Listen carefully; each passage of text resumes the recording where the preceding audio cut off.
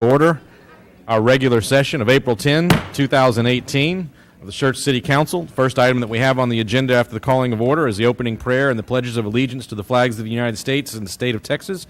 And Councilmember Kaiser will lead us in the opening prayer. If you'll join me in standing, please. Lord, bless this meeting and those attending. Help us to listen before speaking and to be respectful of all. Let us value and appreciate each other. May your guidance help us to make good and just decisions. In Jesus' name, amen. I pledge allegiance to the flag of the United States of America and to the republic for which it stands, one nation, under God, indivisible, with liberty and justice for all. Honor the Texas flag. I pledge allegiance to thee, Texas, one state, under God, one and indivisible.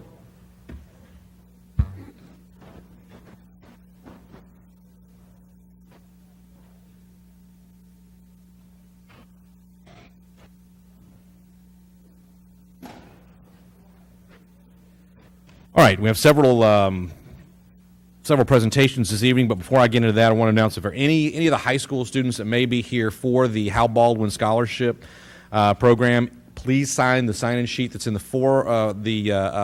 vestibule, actually. If you have not done so and don't see it out there, please see the city secretary and make sure that you've signed in. All right, so there's I've got 4 proclamations. I'm going to come down to the podium and read those, and after each one, those of you that are here for those proclamations will give you an opportunity at the microphone and share some insight as to why these things are important to us. So I'm going to come down that way.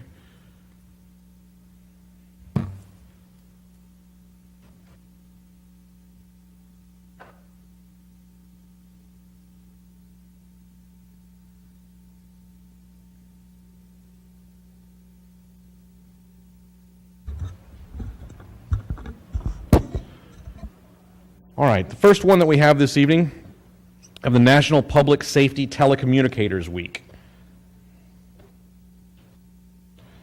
And listen, we could tell numbers of stories about what goes on when a call comes in 911 and dispatch begins to handle that, and all the people that touch the individuals that are involved when a call like that is made. Indeed, if you were to hear the dispatch and the officers and the commentary from when the package exploded at the Federal Express facility, you'd be amazed at the calm and the professionalism and the skill that these folks have. So with that said, I'd like to read this proclamation. It says, whereas emergencies can occur at any time that require police, fire, or emergency medical services, and whereas when an emergency occurs, the prompt response of police officers, firefighters, and paramedics is critical to the protection of life and preservation of property. And whereas the safety of our police officers and firefighters is dependent upon the quality and accuracy of information obtained from citizens who telephone the Schertz Public Safety Communications Center. And whereas public safety telecommunicators are the first and most critical contact our citizens have with emergency services. And whereas public safety telecommunicators are the single vital link for police officers and firefighters by monitoring their activities by radio, providing them information, and ensuring their safety. And whereas public safety telecommunicators of the Schertz Public Safety Communications Center have contributed greatly to the apprehension of criminals, suppression of fires, and treatment of patients. And whereas each dispatcher has exhibited compassion, understanding, and professionalism during the performance of their job during this past year. Now, therefore, I, Michael Carpenter, Mayor of the City of Schertz, call upon the citizens of Schertz to recognize the week of April 8 through April 14, 2018, to be National Public Safety Telecommunicators Week in Schertz in honor of the men and women whose diligence and professionalism keep our city and citizens safe. So that first, and who would like to come forward, please come up and first of all, thank you for the work you do.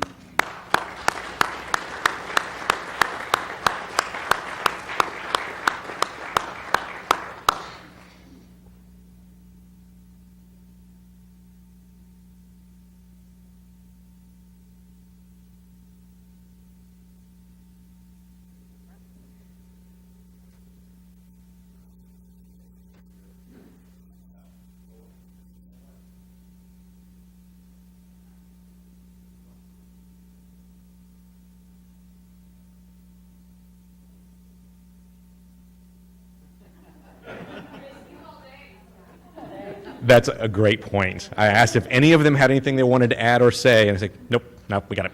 We talk all day. So, perfect. So we're going to do the picture, and then we'll move on.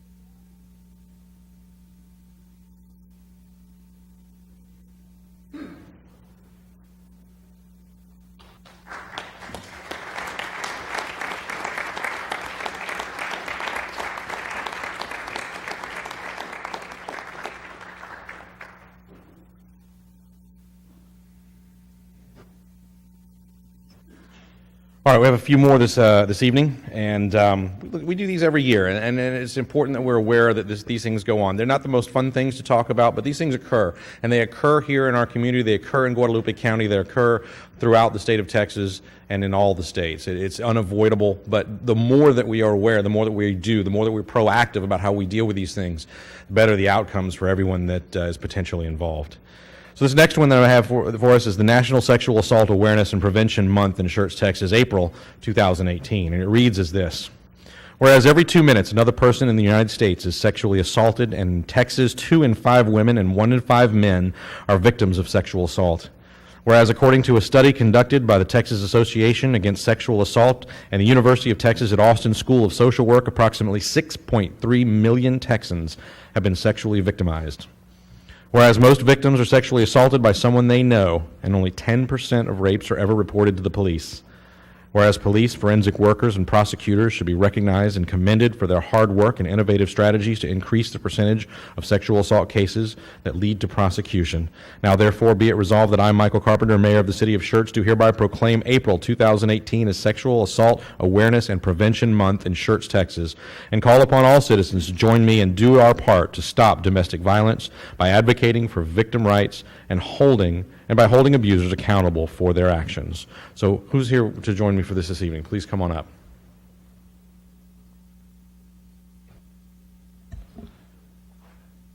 Microphone is yours. Come on about this way, and All right. so please. Okay. Hi, my name is Ashton Story. I'm the sexual assault advocate with the Family Violence Shelter in Seguin. And we actually serve Guadalupe County, Gonzales, Wilson, and Karnes. And I just want to let y'all know, we don't have the numbers for 2017, but in 2016, there were 90 sexual assaults reported in Guadalupe County. And then our agency served 72 child and adult victims as of the end of 2017, and then our last second quarter, we've already served 36. And then between March of 2017 and March of 2018, we have served 189 survivors of sexual assault and domestic violence. We've also answered 670 hotline calls. But we just want to say thank y'all so much for your continuous support. We really couldn't do what we do without all of y'all. Thank you. So thank you for joining us.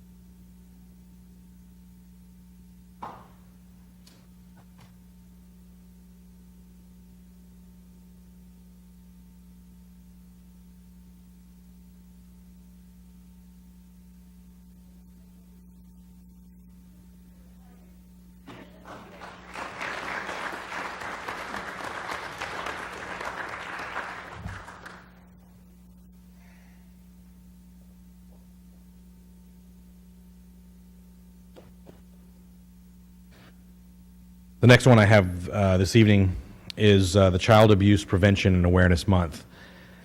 I will read this one just directly. Whereas more than 63,657 cases of child abuse and neglect were confirmed in Texas during 2017. And whereas there were 317 confirmed victims of child abuse and neglect in Guadalupe County in 2017.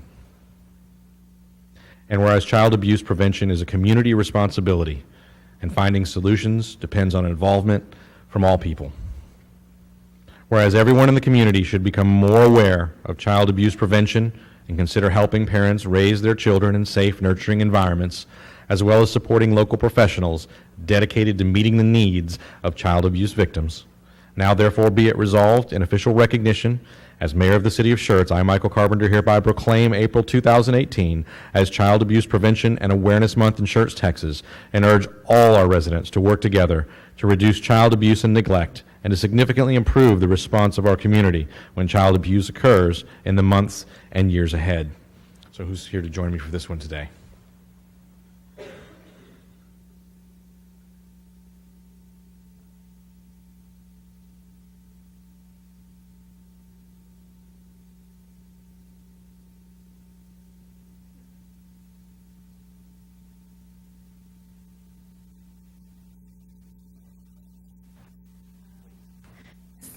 So good evening. My name is Michelle Mee, and I'm the Assistant Director at the Guadalupe County Children's Advocacy Center. And we have been here in our county since 2004. Since then, we have interviewed 4,811 children as of today. And that's for dealing with sexual abuse, physical abuse, and if a child has witnessed a crime and people need to talk to them. And we have provided over 9,000 free hours of trauma-focused counseling to all of our kids and families. And all of our services are free.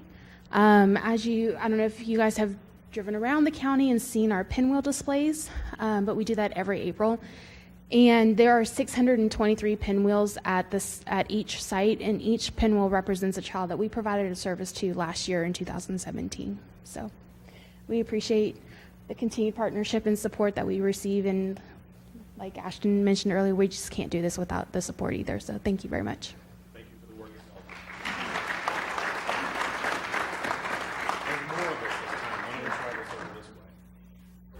Hi, my name is Laura Torres. I'm with CASA of Central Texas.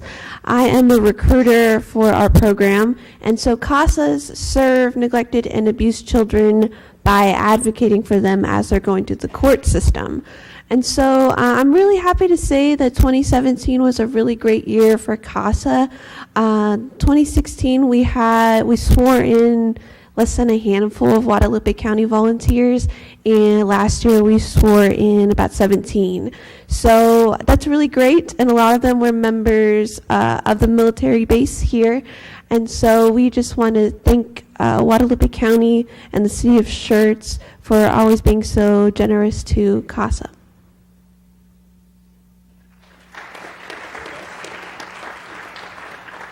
Megan, I'm sorry. I'm getting used to speaking and everything at these events. I forgot to mention all of our fundraisers that we have coming up. And so we have a 5K this Saturday at Starkey Park in Seguin.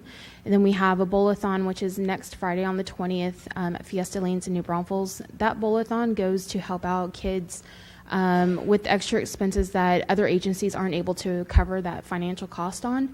So that fundraiser is really important to be able to have that available for our kids. And then we also have Purse Bingo. I don't know if any of you have been to that, but that is coming up on May 17th as well.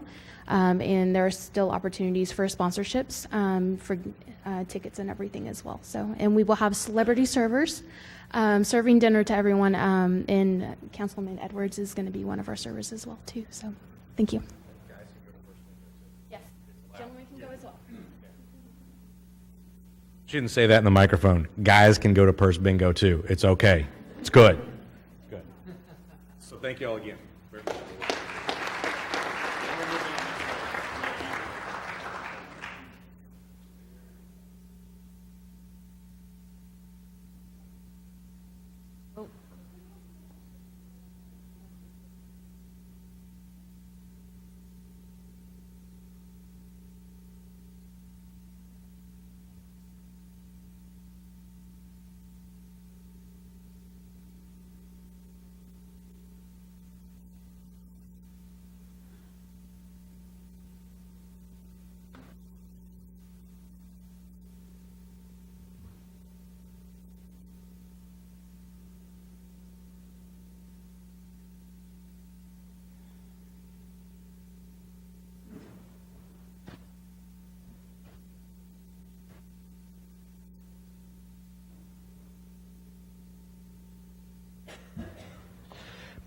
And we have one more this evening.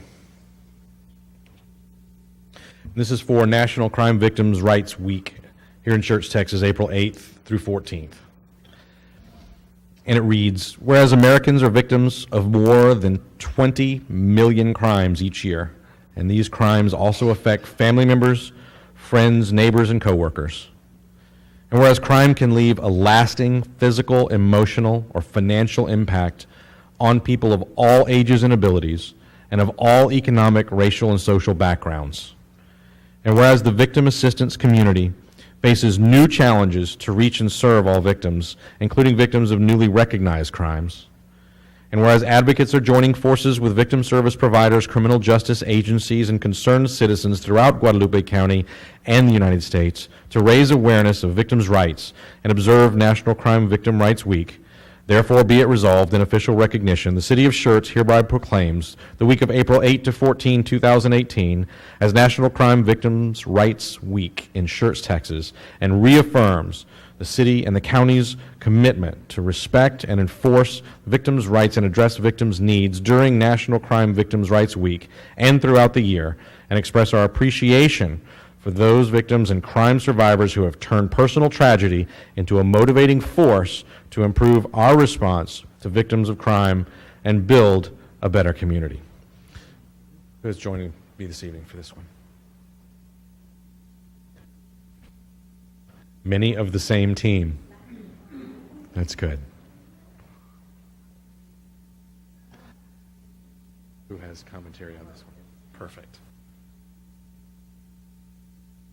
All right, it's all yours. I promise that's our last proclamation for the night. But my name is Nicole Douglas. I'm the crime victim liaison for the cities of Schertz, Cibolo, and Live Oak. And I just too wanted to thank the council members for their continued support of all of the agencies and of course my position. We had a lot of fun during the month of April preparing for proclamations and also awareness campaigns. You can see behind me the city of Schertz also is Tri-County, so the campaign behind me is for child abuse awareness that is from ChildSafe, which is an affiliate of like the Guadalupe County Children's Advocacy Center, but they service Bexar County, in which we do too. So the city had a lot of fun in putting together cardboard kids. It's a talking point to get people aware of this continued issue in the community. So I thank you guys very much. The police department also helped in setting up the pinwheel displays. And so we, again, just thank you for your support.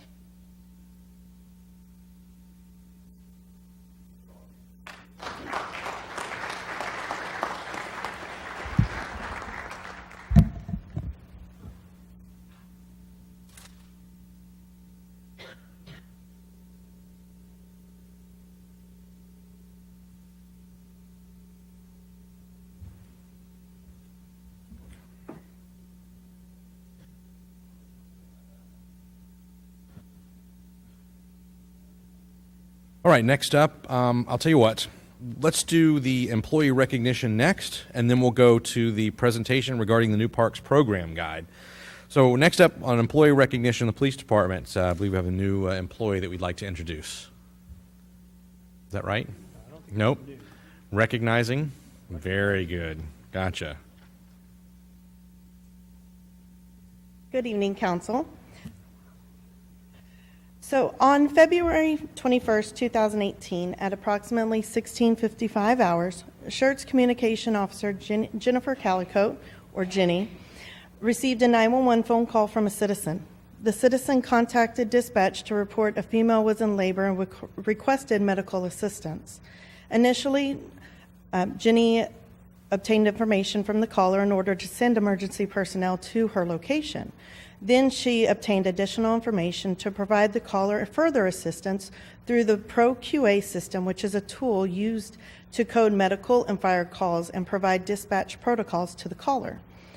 Jenny was all of our communication officers are trained to use ProQA to provide immediate emergency care until EMS or fire personnel arrive on scene. Jenny was able to provide instructions to the caller in order for the delivery of the baby to occur prior to EMS or fire services arrival. After the baby was delivered, Jenny would continue to provide instructions to the caller to cut the umbilical cord. Prior to this step occurring, emergency personnel arrived on scene and took over the scene. Upon reviewing the 911 recordings, I would like to recognize Jenny for the way that she handled this situation. Jenny did an exceptional job with the understanding what the caller was going through while still keeping the caller focused on the instructions that were being provided to her. Jenny even spoke with the mother of the baby and congratulated her on the birth of her baby girl. For her efforts, communication skills, and exceptional work, I would like to recognize Jenny with this letter of accommodation along with a lieutenant's coin, as well as a Stork Award that EMS provided as well. Very nice. Here, here. That's well done.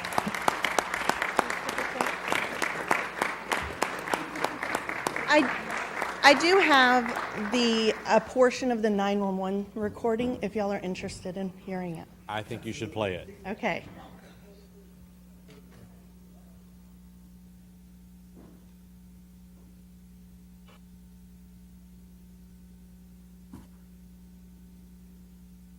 To pressure, and then you're going to hold on to the baby's head, okay? Okay. Okay. You can tell her to push. With each pain that she feels, she's going to need to try to push, all right? Okay. There. You need to push, okay? You're gonna support the baby's head and shoulders, okay, as it comes out. Okay. Okay. Okay. Push. Remember, the baby's going to be slippery, so try to hang on to him, all right? Okay. Just tell her to, with each pain, just push. Okay. Okay. Okay. Can you squirt? Okay. Push. Push her out. Push her. Yeah, tell her to push with each pain. I want you to hold the baby, okay? Her head is coming out of water. Okay. Now you're going to grab the shoulders as the baby comes out, okay? You're going to move your hands down. Okay, go ahead. You got your she's out. All right. You got her out? Is the baby crying or breathing, honey? Listen to me. Is that baby crying? No, she's not crying. She's not crying. All right. She's breathing. She looks like she's breathing. Do you see any obvious problems around the baby? Is she breathing? Yes, she says she needs to open her eyes. Okay, listen to me. I want you to gently wipe off the baby's mouth and nose, okay? Do you have someone to bring you a clean towel?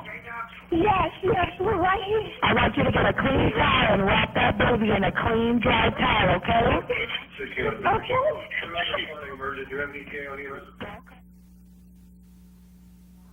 Wow.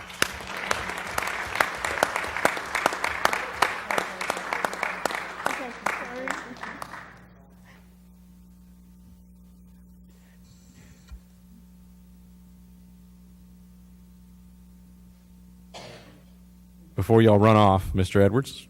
You know, I've done that 4 times as a husband, and I'm just as exhausted hearing that right now as I was then. So thank you. Thank you. Exceptional work.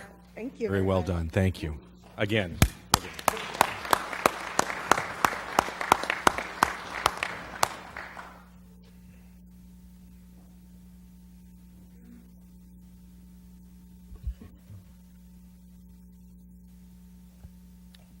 Remarkable. All right, next up, we have a presentation regarding our new Parks Program Guide.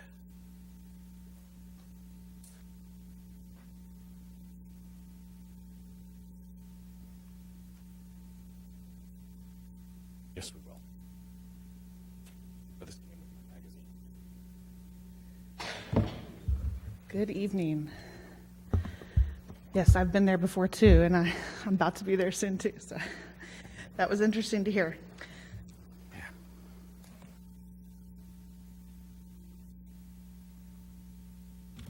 Okay, so tonight I'm here to present the new Schertz Parks and Recreation Fun Guide that we are very excited to launch last week with the April issue of the Schertz magazine. It went out to all 13,000 households in Schertz, and we got a couple extra thousand copies to pass out at Moving on Main and Council on the Go events and things like that, and have at the Parks office. It's something that we've been working on for about a year. We had the idea, it's kind of the gold standard for parks and recreation departments across the country to have something like this to showcase their programs. And we worked with the Public Affairs Department. We worked with the Schertz magazine designer, and we worked with GIS to help create the maps there for the park system. We've had some maps before in the past, but this is really a step above in terms of maps. So I just want to walk you through the program. It's here on our Schertz.com website under Community and Parks and Recreation Fun Guide. And then it takes you to this link, which is issue.com, and it's a website that hosts magazines like this. You'll see the cover there. We've really worked hard to brand ourselves as a department in the past couple of months, and that's our new logo, the Schertz Parks and Recreation Fun logo. You've seen it on our Parks Guys hats and our shirts that we wear at events. And so we're putting that now on all of our materials as well. You open it up and it gives you all of the department contact staff, contact numbers and emails. It gives you the Parks and Recreation Advisory Board information. And then it gives a photo release there. As we're taking photos at all of our events, we want people to understand that they may be on camera and they may be on the cover one day. It has a table of contents, a message from the director, and ways to get involved and follow us online and social media. We really wanted this to be photo heavy. We worked hard to make it very graphically pleasing, and we think we did a really good job capturing sort of the feel for our events. Here's our special event page for Jubilee and music and movies in the park. Then we go into nature education. We've been doing a lot of that out at Crescent Bend Nature Park with the different groups that we're working with, and we really wanted to highlight the birding walks and the star parties and the nature discovery series, and the two groups that help us do those programs, the Friends of Crescent Bend and the Guadalupe County Master Naturalists. Then we go into aquatics, and we could have done 6 pages on aquatics. We have so many programs going on in the spring and summer, but this is just going through June 7th, and then we had to direct them to the website because we have so many more swim lessons and opportunities to get in the water. We have information on our float and flicks that are coming up, and then our outdoor pool schedule and passes and that kind of stuff. Then we go into the Schertz Area Senior Center and the Schertz Recreation Center, and we really wanted to highlight all of our facilities. A lot of the community still doesn't understand what the city owns and our partnerships with the Y, and we really wanted to lay this all out here in an informative way. So we've done that. And then we wanted to talk about our youth sports and the opportunities that are here for youth sports. And these are through our partner organizations as well, BVYA and CISA.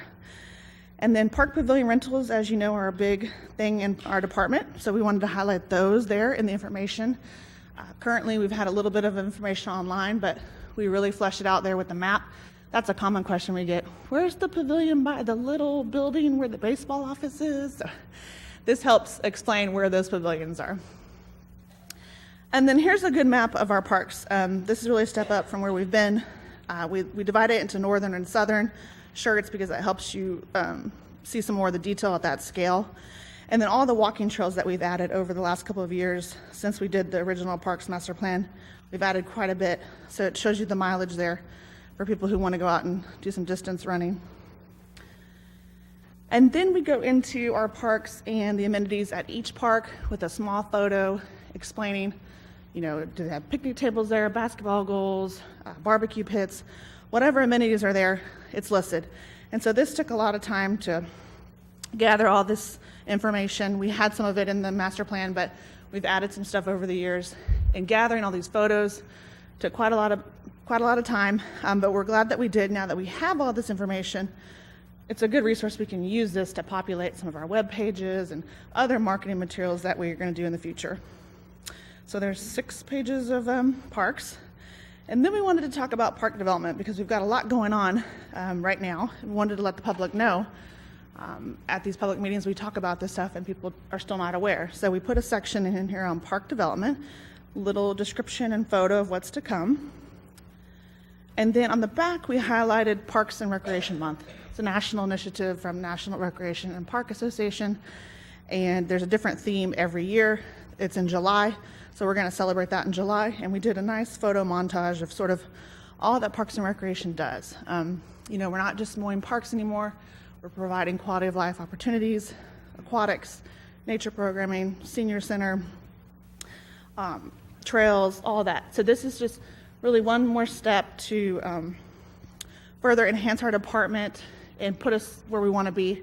That goal we were talking about a couple weeks ago, where do we want to be in the future? This is just that next step to better position us to be a full-fledged Parks and Recreation department.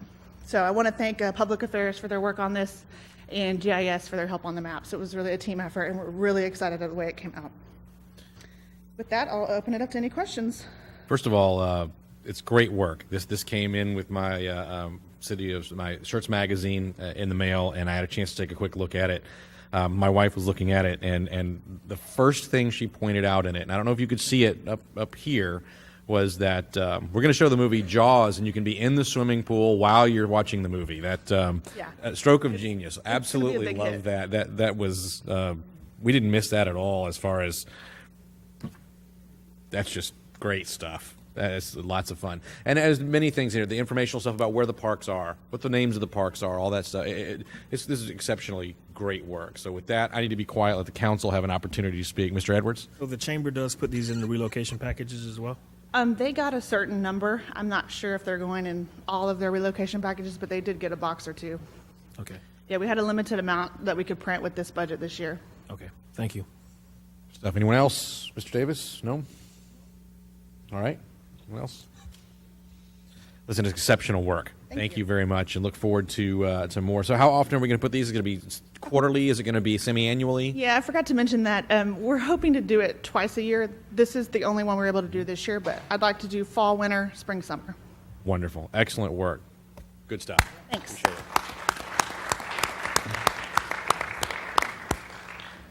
All right, next thing I have on the agenda, we have city events and announcements. And first, we have announcements of upcoming city events. Mr. Waite.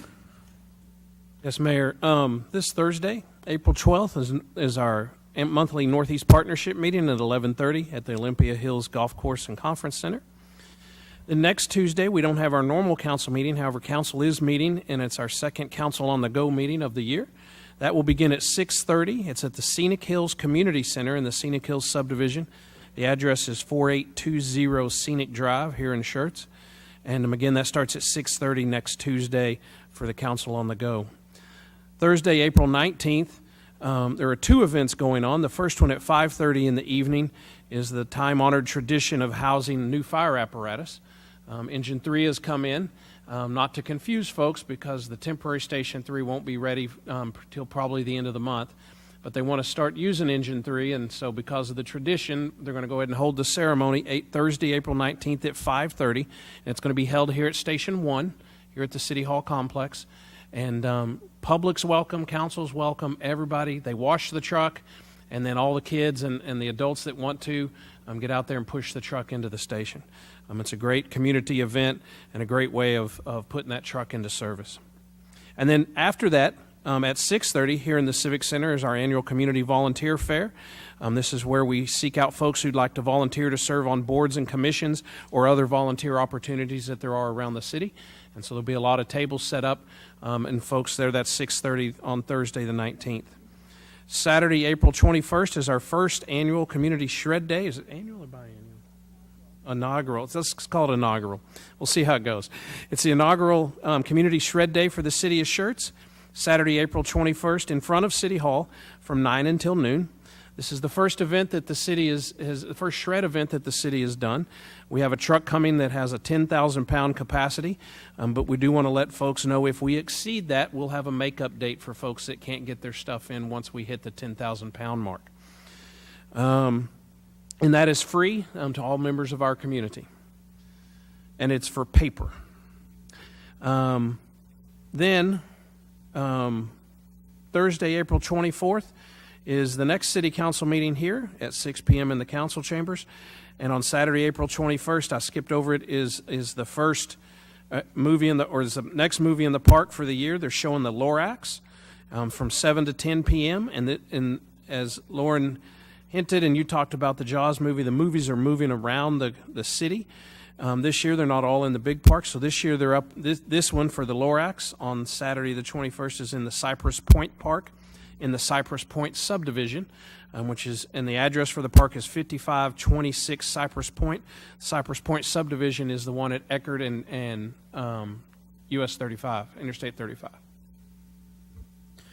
Thank you, Mr. Waite. Next item we have on the agenda, announcements and recognitions by the acting city manager. Mr. James? He says he has nothing this evening. I don't have anything to add this evening either, so we'll move on to hearing of residents. And first up this evening, Benita Bolter. Hi, good evening. Benita Bolter, 2633 Cloverbrook Lane. I wanted to come up and thank the city and praise the staff for a wonderful event last Sunday, our inaugural Moving on Main. I thought it was really well organized. The staff did a great job.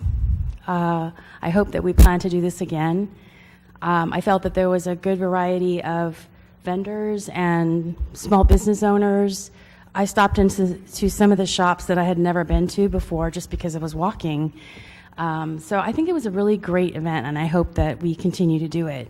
I walked, I pedaled, I Zumba'd, I yogaed.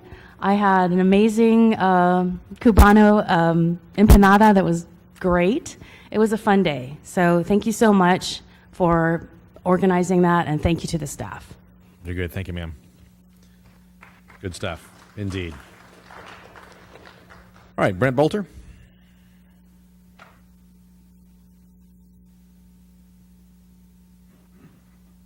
Brent Bolter, 2633 Cloverbrook Lane, City Council, Mayor.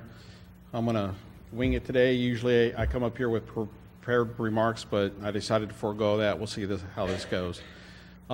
Two items from last week's City Council meeting. One, the YMCA fees. I'm not a member of the Y, and primary reason why is because for those kinds of things I go on base for. Most of the things that they provide at the Y, they provide on base. So as a retiree, I take advantage of that. I was surprised somewhat to see the fee schedule insofar as my expectation would be that the residents always get the lowest rates. You know, whatever makes sense. Now, having said that, does it make sense that, hey, we want to provide the city workers or the school district workers a lower fee as part of an incentive package to get your best people in that want to get a job there, because that's one of the things. I just didn't hear that last week. So in discussion of the item in social media, those kinds of things came up. But my expectation would be normally a resident fee would be the lowest fee. Whatever makes sense. If that's $85, then it's $85.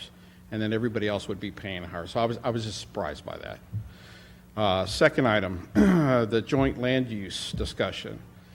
I was surprised at what didn't come up at all, at least while I was here, was anything about decisions going forward such that in deference to the property owners, decision was reached such that the base would have to reconsider flying operations at the base.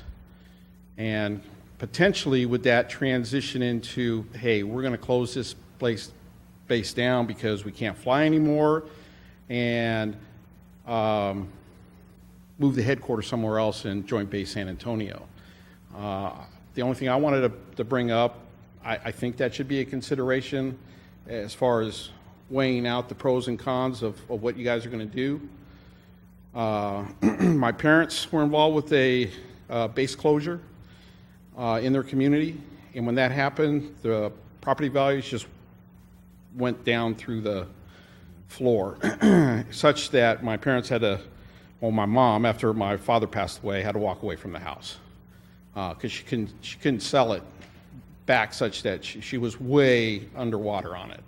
So I was just point of consideration, you know, whatever decision is reached such that it impacts the base to a degree that the Air Force decides, we're going to close the base down because we can't fly anymore.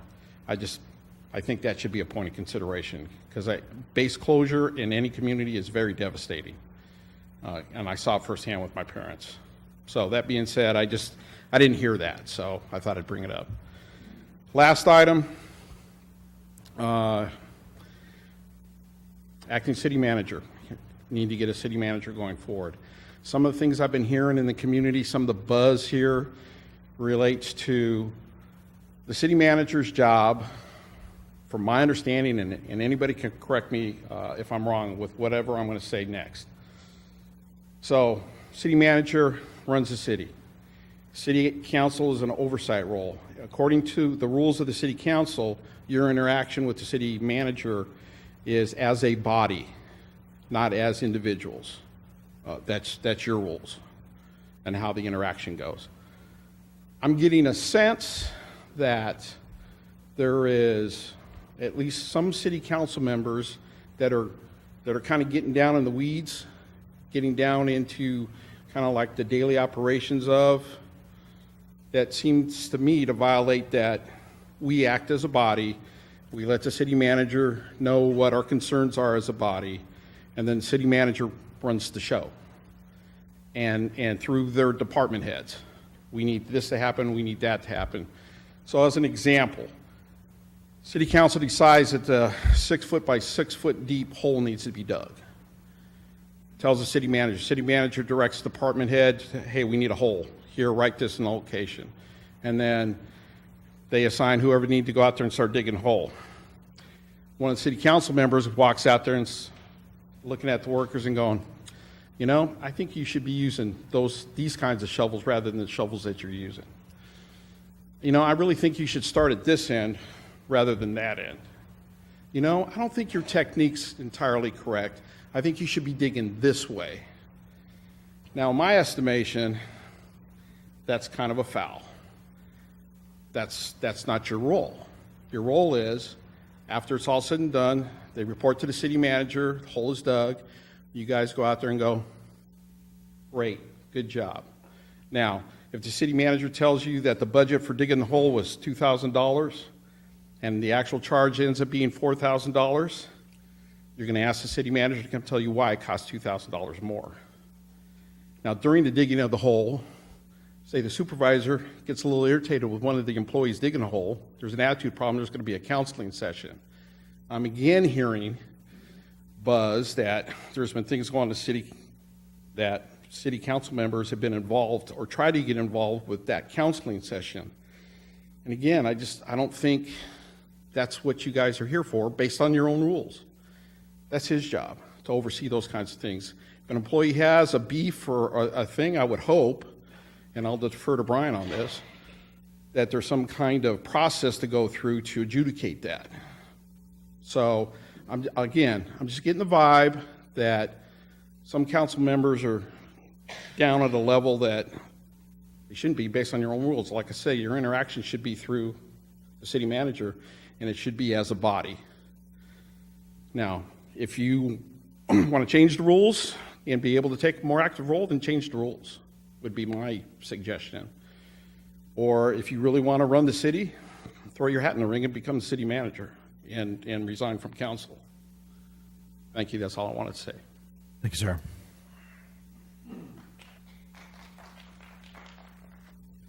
Next up, Ms. Dale.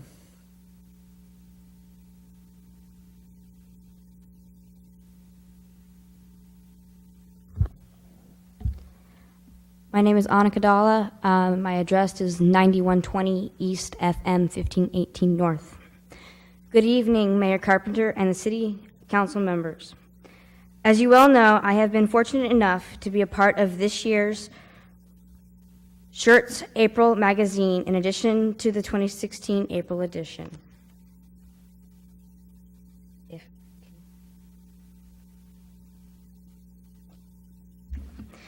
I have become a two-time national champion with first and second place placing.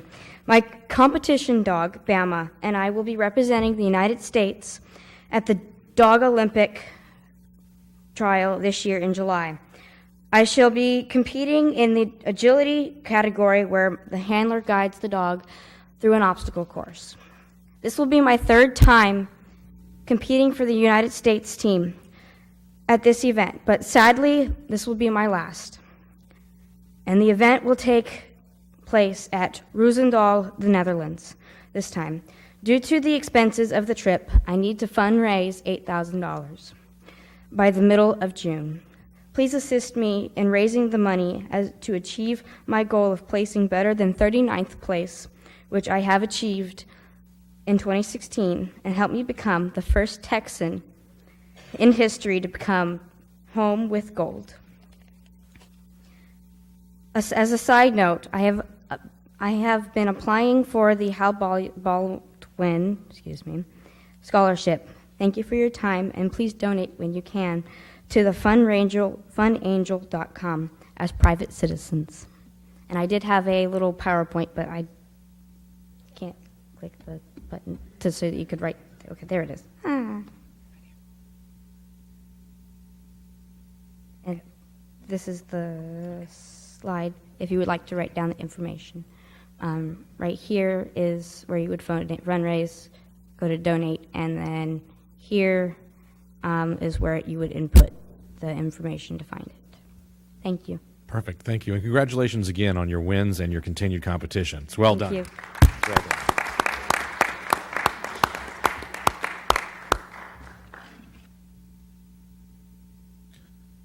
All right. And lastly, we have Mr. Jesus.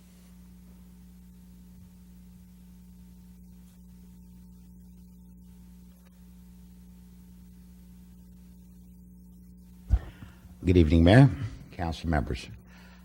I remember when I was sitting up there, it was to be 5. Now it's 7. And I'm very fortunate that I get to visit with a lot of people on a daily basis. And I get to listen, and most of my time I really don't give any opinions, I just listen. And sometimes I give my opinions, and recently I did. One day that drums is playing at the city council in Schertz is not united, and I was listening to it. I came to several meetings, but I look at y'all. Really, it's not about you all divided, like they said. Y'all have different opinions. You got a big job. You got a challenge, and I told most of them I kind of disagree with that. There is no division. It's just there's two different opinions. And you really, truly, all of y'all got your handful, trying to manage the city and run it. And you know me, I'm outspoken. I'll call by name if I see something's wrong.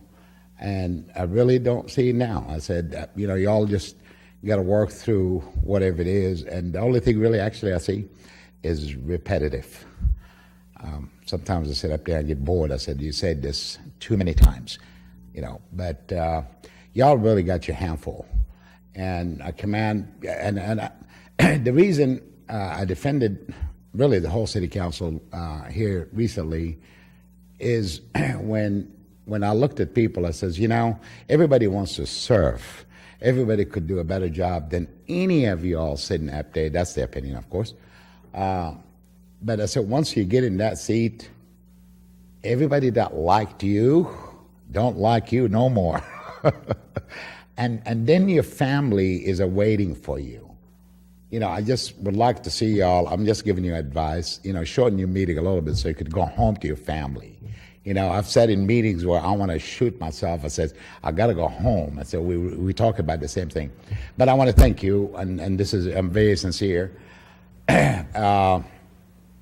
One thing is very disturbing, very, very disturbing, and please, I want you all to pay attention to it. It's beyond this day's control.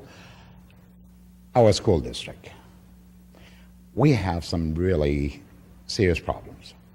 And that's some of the discussions that comes to me. When I ran for the school board, I kind of cautioned people. I said the TRE is coming because of the fund balance is either sinking or it is sunk.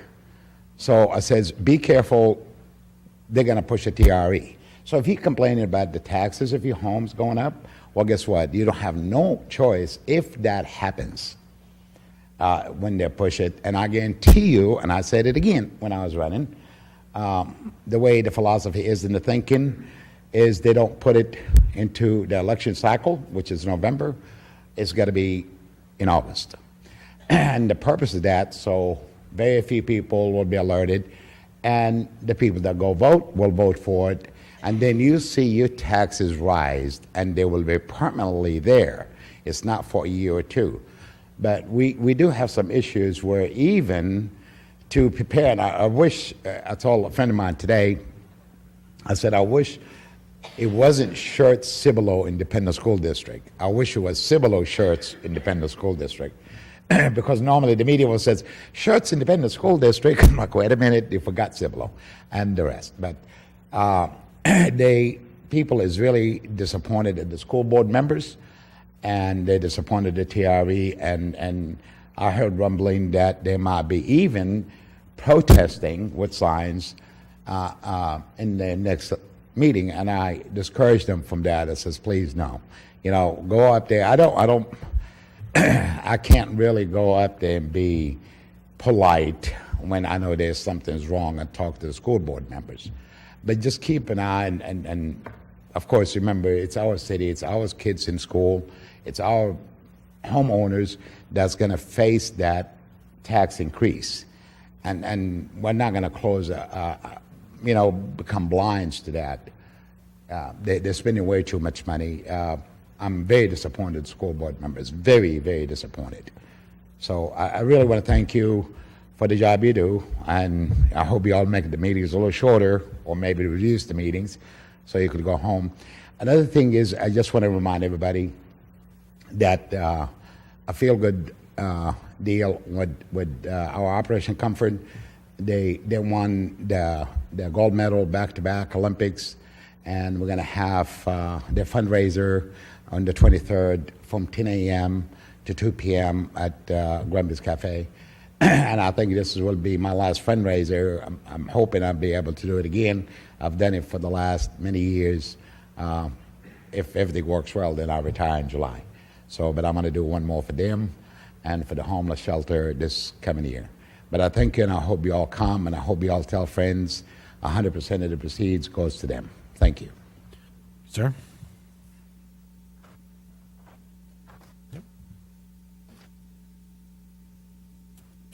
All right, the next item that I have on the agenda this evening, have some workshops, and the first item is discussion regarding planning and development services fees.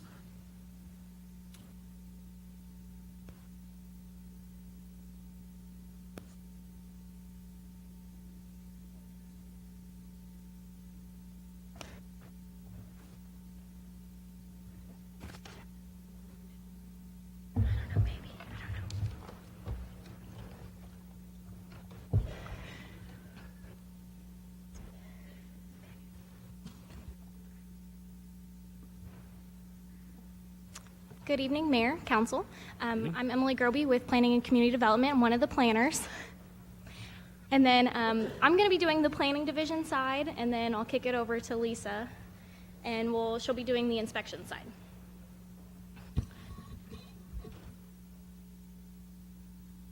Okay, so the planning and zoning division fees can be broken down into these kind of main categories. So we have annexation, zone change, specific use permit, master development plan, platting, site planning, park fees, variances and waivers, appeals, and then kind of this catch-all miscellaneous. I'm going to go through each one of those in a little more detail a little bit later. So the real reason that we have these fees is to ensure development that adheres to the city's vision and regulations associated with building a safe and attractive community. Essentially, to ensure that everything's being developed in accordance with the Unified Development Code and all of our other city ordinances. So our authority to charge fees was from City Ordinance 12M17, the city fee schedule. So going into a little more detail about our fees. So the first one is an annexation, and that's a true voluntary annexation that the property owner petitions to be part of the city, and there is a $750 fee for that. Zone changes and specific use permits are broken down into acreage categories. The acreage category breakdowns are the same, as well as the fee for both zone change and specific use permit, ranging from a property from 0 to 2 acres being $650 to 100 plus at $6,000. And then if you're trying to do a building addition of a current or legal SUP, there is a $500 fee.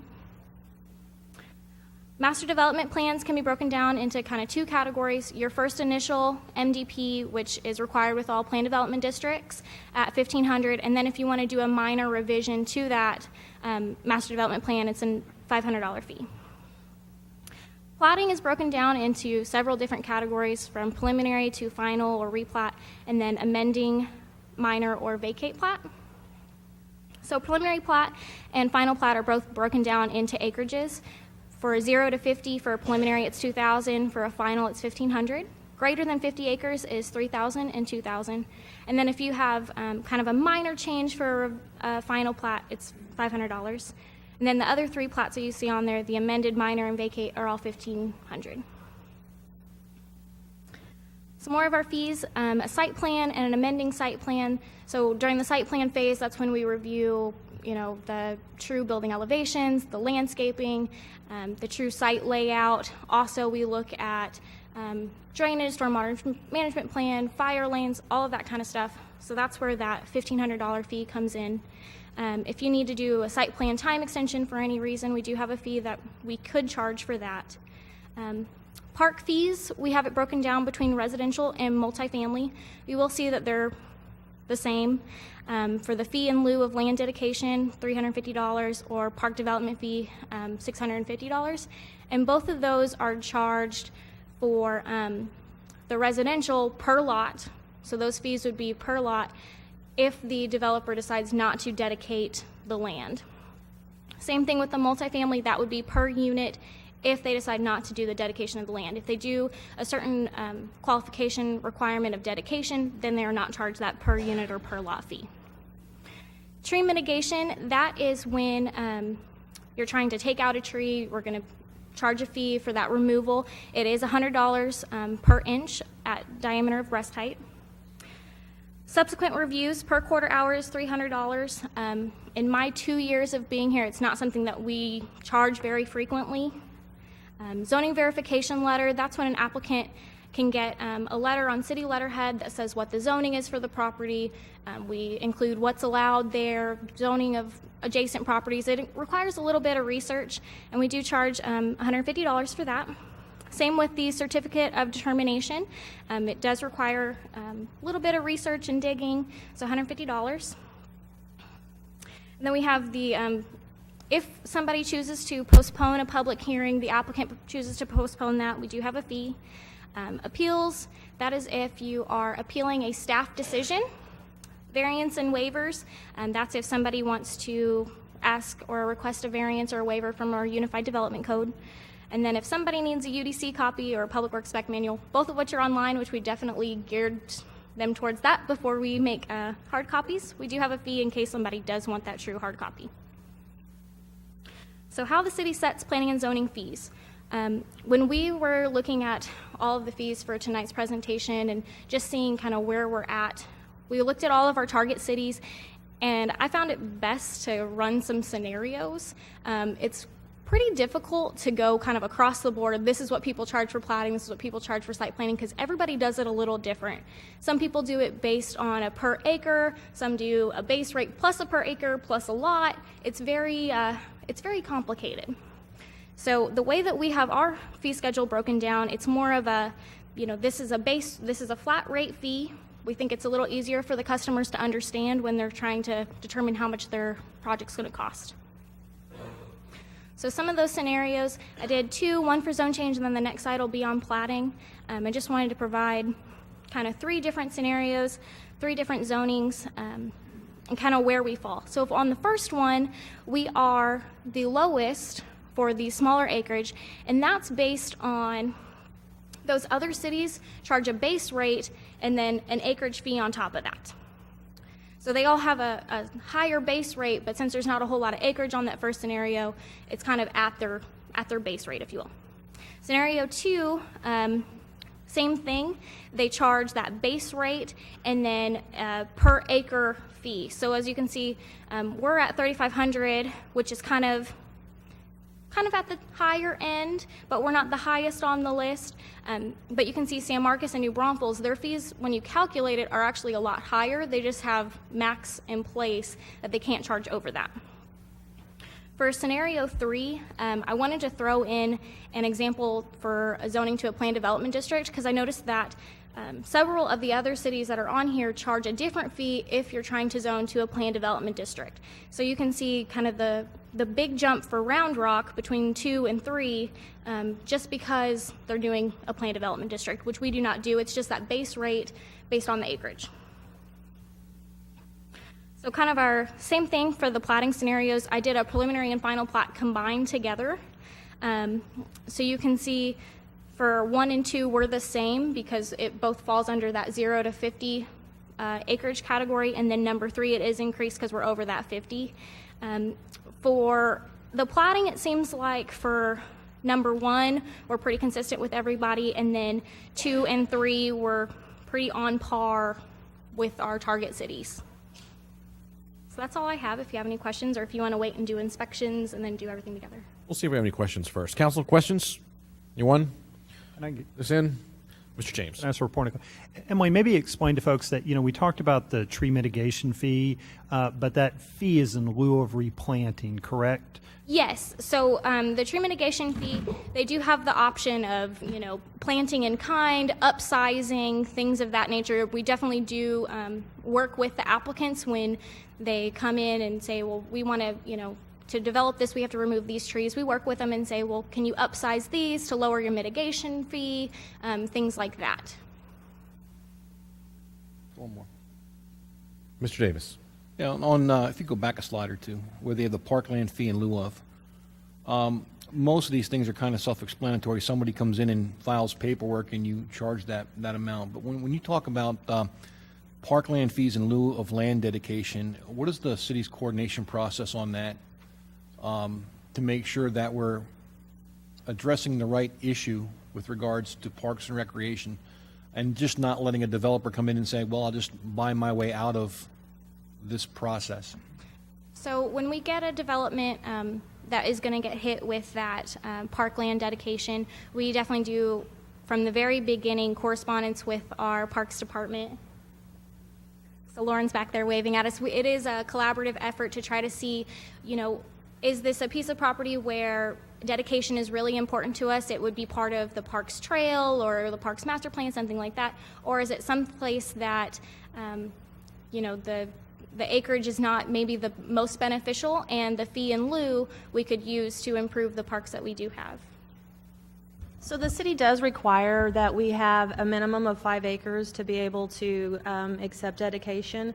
And so when we start on these big subdivisions, we start looking to places where parks can go, where schools can go, and we work with the developers to try to fit those things in. So when the property is large enough, we do what we can. And then the process is for us to take that to the Parks and Recreation Board for them to review it, and even review some of the improvements that go on that, and as it makes its way through the process. Thank you. Sorry, maybe mention the PDD process, because that's often where we negotiate those things out, to Councilman Davis's question. Yeah, so in the zoning process, when a planned development district comes in to be zoned, we go through a whole master plan process. And so it's a very lengthy negotiation type process where we talk about curvilinear streets, we talk about locations of parks. We pull in all the departments, parks, engineering, public works, the whole development team, to talk about where we want things to be, where they're convenient, places where we can have parks next to schools that maybe can help the activities that happen in both areas. And so we go through a very long process, and we've had some that have taken, a year to go through the process to get it to where we need it to be.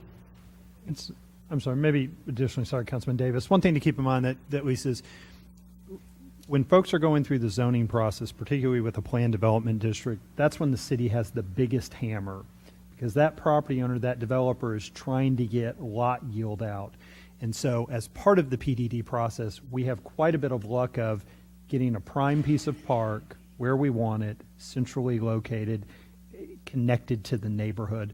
Our ordinance has some ability for us to deny parks so we don't pick up bad pieces, but really where we found the most success, I would say, Lauren, if you look back, maybe the last 4 or 5 parks we have dedicated have been as part of planned development districts. So on the front end, we're centrally locating that. I will say as well, what we do with that is we also direct the developer to the school district, whichever district that may be, SCUC ISD, East Central ISD, or Comal ISD, and have them meet with the district to determine if the district thinks they'll need a school site. Now, we can't force them to give it because there's not the fee, but often we get them to start that negotiation. So we locate the school at the intersection of 2 collectors. And again, if you look at Parkland, we've made provision for that. Homestead, we've made provision for that. So that's where we have the greatest hammer. And I'll be blunt, what we're trying to avoid is picking up the bad leftover piece. And to be blunt, we've talked about that in the past with the Cypress Point Park. 70% of it is encumbered by easements. I think we're to a place we would not do that again, and what you tend to see is we're getting the parks like you'll see in Homestead, which are the pieces we really want. Anyone else? No? All right, let's move forward. Thank you.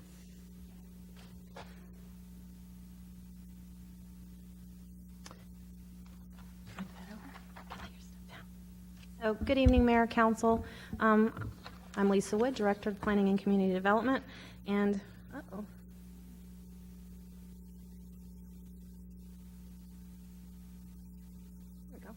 Sorry about that.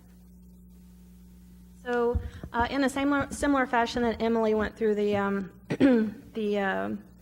fee chart for planning, I'll do the same for inspections. I don't have any scenarios, but I do have some actual scenarios with other cities, but I do have some breakdowns of permits for us, and I'll talk you through that. So, and kind of explain why I don't have any scenarios. So I'll talk about the building permits for both residential and commercial, and I'll show you an example of both of those.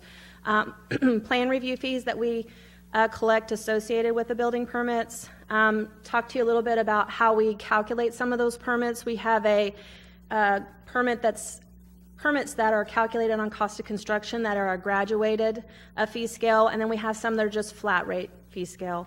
Talk to you about our trade permits, our reinspection fees, our licensing, and then some miscellaneous items, and then provide you a breakdown of a couple of permits. So as Emily said before, we charge these fees to ensure the development that's basically safe for our residents while adhering to our city's vision. It also supports the processing and delivery of services for the city. It's been authorized by city ordinance. And to start with, on the top of the fee schedule, we lay out how we do calculations for building permits. So to start with, our new construction for residential is based on a cost per square footage, and we pulled costs from other cities, and it's a wide range of how people do the calculations. On the commercial, we do that based on cost of construction, and then the plan check fee, which is a little bit wordy there, and I think probably the words need to change in our fee schedule to make it a little bit more clear. But the plan check fee is 50% of the cost of construction, or if the permit's over $5,000. And when we get down to the actual explanation or example, I'll kind of walk you through how those are charged. So here's the cost of construction fee schedule. So we charge a base rate for the permit for the first up to $1,000. It's $50, and then we have a graduated fee scale. As it goes over that, it goes up to $8 $1,000, $7 $1,000, $6 $1,000. This actual fee schedule and the way we've done the graduated fees has been in place since 2009. In 2009, the fees did go up, but it hasn't gone up since then. We've made a few changes by eliminating some fees, but the actual cost of construction fees hasn't changed in many years. Also, as part of the cost of construction, it's not just for commercial projects, but we do have some residential projects, the single-family residential homes, as well as flat work deck permits, accessory buildings, patios, patio covers, decks, swimming pools, foundation repair, those are all based on cost of construction. And if those projects, typically most of those are over $5,000, they have a more technical plan review that gets performed on those. And then here's a list of our flat fee permits. I kind of tried to group them together so that they were kind of our certificate of occupancy. Some of these are related to if the actual finish out building is already there and it's like just a change of occupancy. So that's what these fees are. So if a business went out of business and a new business came in, the fees here for certificate of occupancy would what would be charged, as well as some penalties if they don't take care of getting that certificate of occupancy. We actually go out and do an inspection at the certificate of occupancy to make sure that everything is still up to code and safe. We also charge a home occupation permit fee, and I lump that with the certificate of occupancy just so that people were aware that if somebody was doing a business in their home, there is certain criteria that they have to meet, and they do have to register that with the city so that we make sure that they're meeting the criteria and not having a negative impact on their neighbors. We've got, so the signs themselves, most signs, the larger signs, are done by cost of construction.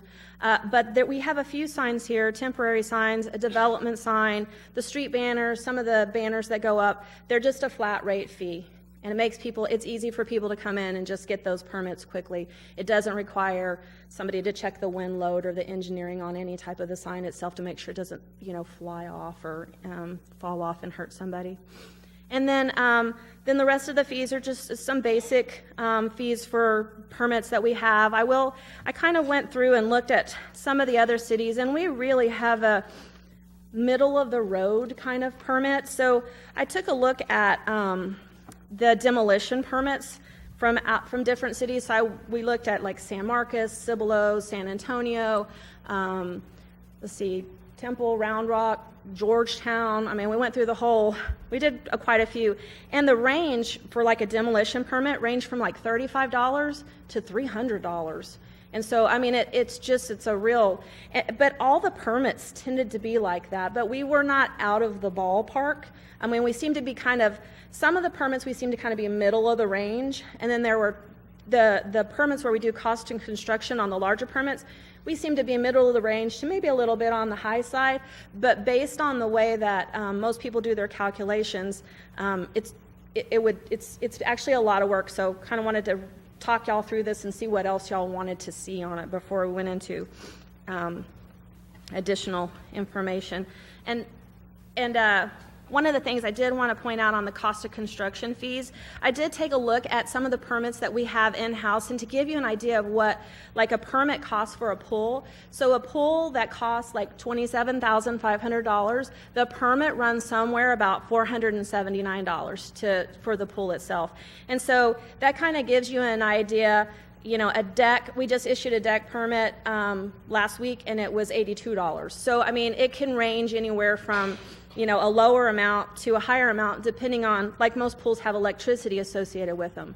And so if it's a patio cover that doesn't have electricity, it might be a smaller amount. But that kind of gives you a general idea of how much, a $27,000 pool cost. So, So we also have trade permit fees. We have flat fees for those trade permits. So if anybody comes in to do electrical permit, they're charged one flat single fee. For instance, on the electrical, if they're doing a residential home, it is the $60. They come in, pretty much get their permit and walk out. I mean, it's nothing that takes the electrical, mechanical, and plumbing. It's pretty much a counter permit. They walk in, they tell us what they're doing, we issue them a permit. They're state licensed. They actually go out and do the work, and then we actually go out and perform an inspection. What about commercial? So on the commercial is the $100 fee. So they're charged $100. So I'll use this example. If your office, was being built and you needed an electrical permit, we would come out, you would charge $100. The Comal ISD Independent School District came in and pulled a building permit. They paid $100 for that, for their large buildings. Rose Garden Elementary, $100 for all electrical. There's a lot of inspections that get performed out there during that time period, but we kind of, the building permit pretty much kind of, instead of penalizing these trades, because we require everybody to put in a one single permit, a one trip, so each trade doesn't come in and pull their permit. So the general contractor pays for the entire permit. So it kind of, a lot of places, I'll just say on electrical permits, which we used to do when I very first started here, was charged for every fixture that was there. So they would charge for, they would give us every fixture and we would calculate it all, how many cents per that, how many cents per that, how many cents per that. So the idea of this was to come down to a flat rate so that we just were, we just have one price. People know what it's going to cost. They can calculate that out whenever they get ready to do their financials for their projects, and they're able to determine how much it's going to cost them to do this. And so the other thing that we have also are plan review fees. I will say this actually that I'm showing you here right now, I talked to one of the permit technicians, and I could not remember a time when we have actually charged any of these fees anytime recently. Because typically when somebody comes in and they're wanting to do a project, we meet with them in a pre-application meeting, and we do this as a courtesy for folks. If they were wanting us to do the full review for them, then we probably would have to work on maybe recouping some of our time. But if they're going to do the building permit with us, it'll happen then. And so even though we have it here, we typically do not charge any of these fees. And actually outsource, we haven't outsourced besides our third-party services, we haven't outsourced to a company who actually does, full plan review in more than 5 years. I know that for sure. But we would charge them actual. So the other thing we charge is reinspection fees. What we have sometimes is when you go out to do, the inspectors go out to do an inspection, and I'll give this example, so we'll go out to a home we'll do an inspection, and sometimes the builders like us to do their quality control for them. The superintendents don't go and check to make sure that the inspection's actually really ready. So we go out there and it's not ready, and we're like, oh, y'all called us out. We have 80 inspections today. And so it's unfortunate. There are times when we waive this fee if there's a good reason why we need to waive it, and we do that in many cases to make sure that we're fair. But there are times when we're quality controlling folks, and we just have to charge them these reinspection fees. It's to let them know that the next trip we basically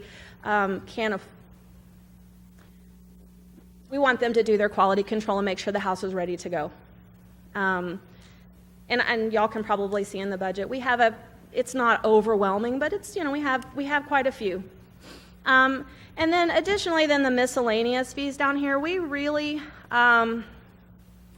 besides the failure to obtain some of the licensing information and some of the things where there's individuals out there doing work without a permit, if somebody needs an additional copy of their permit, we typically don't charge them $5. We usually make the copy for it or email it to them. We don't have to actually print the copy. We could just email it to them. So we don't get too many of these requests. And then our license and registrations. So we require that our general contractors be licensed with the city of Schertz, and as well provide us general liability insurance. Our sign contractors, the utility contractors, which do work for the public works, they're typically governed by a public works permit. And then we have 4 mobile home parks that we make sure are safe throughout the year. And then all the other state licensed electrical, plumbing, mechanical, and irrigation, we have them actually do a registration for the city, but we do not charge them any registration fees. We do the registration so that they provide us a copy of their general liability insurance to make sure that they're licensed through the state. We can actually go to the state website and make sure they're licensed, make sure their license is up to date, and then the liability insurance for protection for the city and the residents that live here. So like I was saying, the fees vary greatly depending on which city you look at. There's some cities that charge a 46 cents per square foot. There's several cities who do like we do, charge a graduated rate. New Braunfels, who just changed theirs to almost be very similar to ours in the the cost rates, as well as Cibelo's, they do a graduated rate also. And then there are folks who just like $29 plus, $500 plus $100 plus this many dollars per thousand, and it's pretty complicated. Ours is a little complicated too, but we try to help people out by calculating it for them on the graduated scale. And then, years ago, I guess we went to the flat rate permits that we talked about, getting away from the fixtures to try to make things easy for our residents. So to give you an example of, y'all hear about how much permit fees cost, I wanted to provide y'all an example of how we actually calculate a building permit. So this is for a residential structure. It's a 3,520 square foot new residential permit. So as I explained at the very beginning on the new residential, it's $75. So what we end up doing is it's $75 per square foot based on the cost of construction. And so we actually, when the permit comes in, it helps what it does is it gives everybody an even playing field. So they don't have to provide us a copy of their contract saying how much it's actually going to cost to build the house. If we base it on the square footage, we do the calculations, it's $75. And so, for example, a 3,520 square foot times the $75 makes that house, the actual cost of the house, $264,000. And I picked this permit in particular because we've talked before about the school district having this median house of $289,000, and so I kind of wanted to get in that ballpark, and so this permit was issued about 2 weeks ago. And so, but what I really wanted to point out is when people say that the building permit fees are really, really high, we collect not just the building permit fees, but we collect all the impact fees too. And I will tell you, I did not include roadway impact fees on this because we have not collected any roadway impact fees yet. But however, soon there will be another impact fee added to this. And so when I did the calculations, so the building permit fees are, of this permit without the roadway impact fees, is 27% of the permit. The other 73% of this permit is water installation fees and our impact fees, not including, like I said, the roadway impact fee, which will make that percentage be different. And so to go through the fees, what we really haven't talked a whole lot about was the plan check fees. So in the building permit fee, we calculate the building permit fee on the set amount that we give them. Every builder pays that same per square foot amount. They calculate their square footage, and everybody's pretty much on the same even playing field. And then as part of that, a lot of those fees are inspection fees, going out and doing inspections through the process, because there's at least a minimum of 22 inspections that happen on a piece of property as we go through it. And as you can see, as we talked a little bit about reinspection fees, sometimes there's more than that. But the actual plan check fee, the way the city charges, is 50% of the building permit fee. And in other cities, there's some people that do the same thing. There are some people who charge 25%, and then there are some people who just have a max amount that says, our building plan check fee will not exceed this dollar amount, and they charge a percentage up to this dollar amount. I did calculate a single-family residential home from San Marcos, and their building permit fees, building permit fee itself, our fee is $1,691, and theirs was $1,619.50. So we're not too far out of the ballpark. We're definitely not the lowest, but I don't think we're the highest either. So, and then I went and I picked a building permit that was done last year. It was the Texas Plumbing Supply. It was a 35,000+ square foot new office warehouse space. And I picked this one because it was fairly new. But as you go through, you can see the cost of the permits, what the building permit fee, what the plan check fee is. There's a lot more inspections involved in this process, as well as technical review on building plans. The actual water impact fees were a little bit lower on this one. And I brought this one forward because those rates vary I mean, drastically in the commercial. They can go from, 20,000 to 220,000. I mean, they can, depending on the use. So this use is a small office warehouse. They don't have a lot of bathrooms. They don't have a lot of fixtures. So it's a small impact fee. But if they were a restaurant or a high water user, then those fees would be very different. And then added down here at the bottom as part of the building permit fee, the things that get added on are the fire fees as well as part of the commercial permits. And so fire's up after me. I'll let them explain those to you. But I kind of wanted to get you to understand the general breakout of a permit, what's actually the building permit fee, what's actually the kind of impact fees, and then other fees associated with it. So Right. I am ready Council, for questions, comments. Yep, Mr. Davis. More information. I'll tip my hat to you because that looks like an administrative nightmare. We just approved the new planning software. Mhm. If I recall correctly, the planning software has the ability for folks to pay their permit fees through the program. Yes, they'll be able to pay their fees online. So will this get a lot easier for the department because as they submit a permit application, will it automatically tell them? Yes, it'll calculate the fees in advance. The way we do have some control over that, but the way that we've talked about it is we don't want to change our business.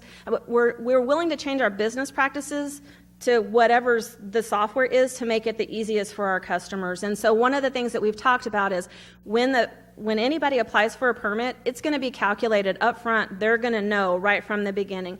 Not to say that some of these things are variable. I know like some of the review fees for other departments, they're like so many dollars per hour. So but they'll get a general idea of what their permit will be. Well, you mentioned there are some fees on there that you typically don't charge. I mean, so do we plan a more in-depth fee review? So yeah, after the software is installed, so that we can run a couple test cases, I would guess that would say, okay, I'm going to do a 30,000 square foot building. I'm assuming the software is working off of tables that we program in there. Yes. So we're going to do a test to make sure that our numbers are kind of aligned up. Yes, absolutely. We'll do that through the software process. As a matter of fact, one of the things that I was very firm in negotiating is us to have the ability to make a change during this process because it falls into 2 budget periods, that if we wanted to make changes to any of the permits or how we do calculations during that period, we would have the ability at no additional charge. And so I try to delay the input of those until we are ready to do that because I've gone through and struck some things that, quite frankly, we just probably don't need anymore. I'm not sure anybody really understands, like there's a few things on here that we don't use that, like for instance, a drainage review, it probably should be done through the engineering department. Departments have changed, and so a lot at times fees get put on, one schedule to get done because everything typically flows through that department, but yeah. Thank you. Very good. Mr. Gutierrez? Just one question. Your software will be installed by when? Yes. When? Well, I got an email from them last Thursday, and we are actually working on getting an agreement signed to start doing digital plan review before that. So as soon as we get a license agreement signed and gone through City View, which I'm hoping would be within the next month, we'll start training on the digital plan review early. The idea was for us to train on that digital plan review first so that we don't have to be learning 2 programs at the same time. So we'll start with that. And then after we finish with that, that email conversation that I had with the salesperson was that they have actually signed us a project manager and a team. And so they are reviewing the contracts and should get back with us in a couple of weeks. And the initial discussion what they initially told us that we should start talking with them about schedule and just start going through the process in June. And we've been told, somewhere from when that starts, somewhere from 8 to 12 months for rollout. And we are dedicated to getting this done. So we will do what it takes. We really need it. And so thank y'all very much for that. And if I will, Councilman, at times I think that 12 months, a full year, seems like a long time. I will point out that staff went and talked to other cities who had implemented this, and there are cities who have really struggled with the implementation to the point that they are not getting the full value of their software. And so again, we think we have a very good game plan to make sure that we really know how to use the software and we're maximizing the benefit as opposed to rushing it out. And then a year and a half, we're going, yeah, I don't know how it works, don't know how to do it, things like that. So I think that's part of it. Very good. Mr. Edwards? You're right, Mr. James. I say get it right from the beginning. Do it right the first time. Just one question. How often are you checking the other market levels to see if we're competitive with our fees? Should we somehow have a file that we're saying every 6 to 10 months, maybe go back and look and see if they're changing their fees as well? Just a reminder. We can do that, absolutely. I will say it's been a couple of years probably since we've looked at stuff because we did make some changes within the last couple of years, eliminating some of the fees, changing some of the fees, but the actual cost of construction fees have been that way for a very long time. I'll tell you this, I got a call from 2 of our neighboring cities who wanted to have fees like we have, and so I will tell you New Braunfels has adopted some new fees, and their structure on their cost of construction is very close to ours, and the costs are very close to ours as well. And the same with our neighboring city. They're all looking at upping their permit fees. Good job. Thank you, Lisa. Emily, good job. Very good. Anyone else? Mr. Crawford? No? I'll save and talk to Brian and Lisa later. Okay. Anyone else? Here's there's not. Thank you very much. Thank you very much. For the update. Appreciate your time. Mr. Mayor, point of privilege. Mr. Edwards. Since we have several workshops to go and we have consent agenda items, also we have 2 discussion and action items, I'd like to make a motion that we move to consent and also move items 3 and 4 on the agenda to the consent agenda. It's not exactly a point of privilege, but I think your point's well taken. Is there a second? Second. A second from Mr. Crawford. Any other comments or questions from council? Hearing none, I'll call for a vote. Aye. Aye. Aye. Aye. Aye. Aye. All items are now moved to consent. We'll consider those immediately. Item number 1 on the consent agenda. Minutes, consideration or action regarding the approval of the minutes of the regular meeting of April 3rd, 2018. Item number 2, Resolution 18R42, a resolution by the City Council of the City of Schertz, Texas, authorizing an additional purchases from $85,000 up to $130,000 with CDW for IT-related hardware and other matters in connection therewith. Item number 3, Resolution 18R44, a resolution by the City Council of the City of Schertz, Texas, authorizing expenditures with Collier Materials totaling no more than $87,300 for decomposed granite for the Schertz Exercise Trail project. Item number 4, Resolution 18R43, a resolution by the City Council of the City of Schertz, Texas, authorizing the city manager to enter into an agreement with Lockwood Andrews and Newnham Incorporated for professional engineering related services for the 2018 street preservation and maintenance rehabilitation project and other matters in connection therewith. I'd like to make a motion from the chair that we approve items on consent with the following changes to the minutes. On page 18 at the top, would ask that the paragraph read, Mayor Carpenter congratulated Police Chief Michael Hansen as Ken's 5 TV with a spelling change on channel to include a second N. Chose crosshair, and that crosshair be CROSS-HARE as crosshair, and winner of the unofficial, insertion of the word unofficial, April Fool's Day competition, and then it says the AAPO needs to be the AAMPO. So motion to approve the consent agenda items with those changes to the minutes. Second. I have a second from Mr. Crawford. Any comments or questions from council? Ms. Brenda, I've written those down for you here. I'll call for a vote. Aye. Aye. Aye. Aye. Aye. Aye. 6 ayes and no nays. The motion carries. All right, next item that we have on the agenda this evening, we have discussion regarding fire services fees. Chief?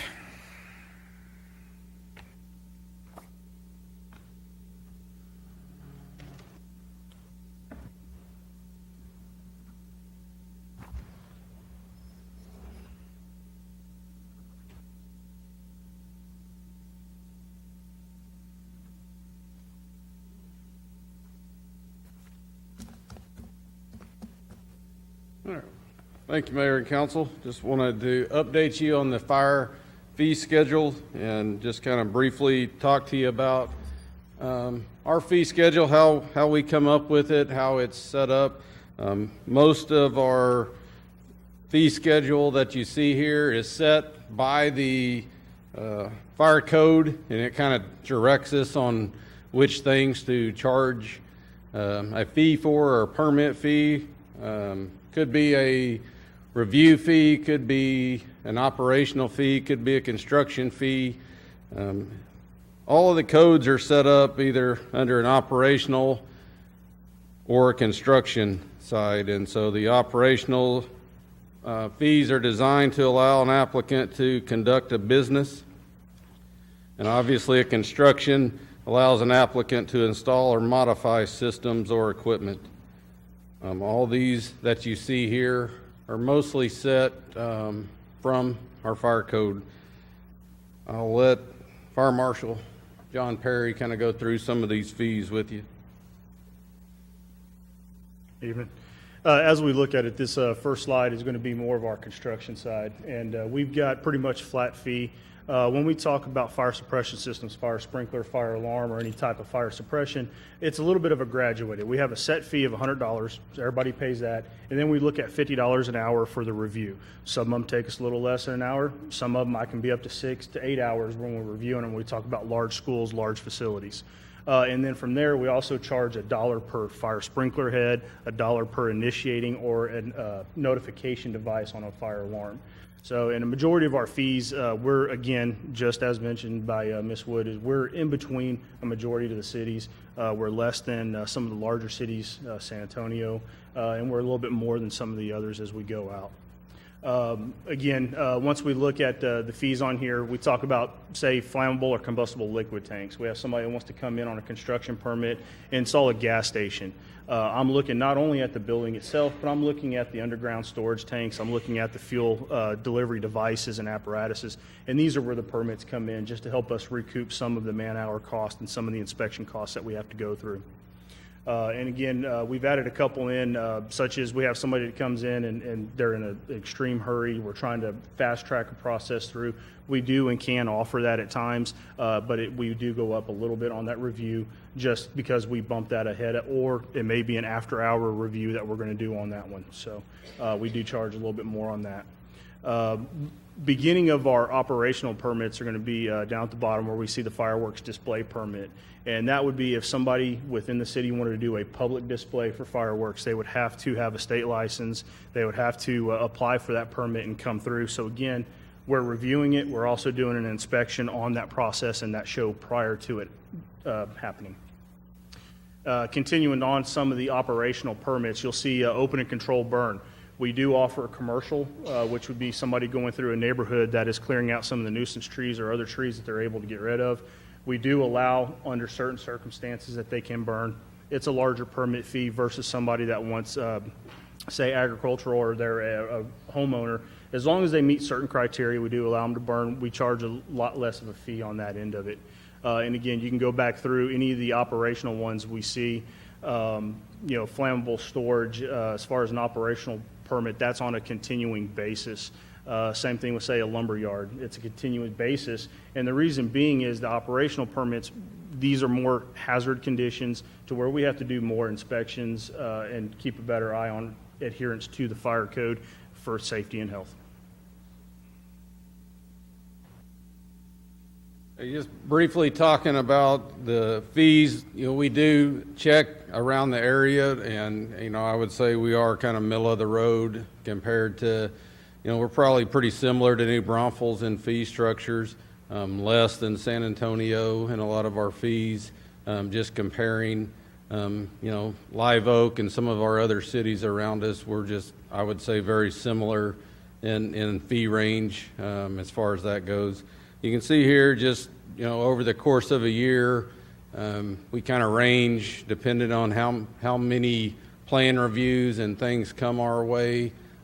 We range between $20,000 to $30,000 annually that we bring in for fees associated with fire plan reviews and inspections. Also, another fee that we collect on is for hazmat. Whenever we go out and respond onto a scene and use supplies to mitigate that scene, we charge for the cost of those supplies base that we use, at the scene. You can see here it's a big range.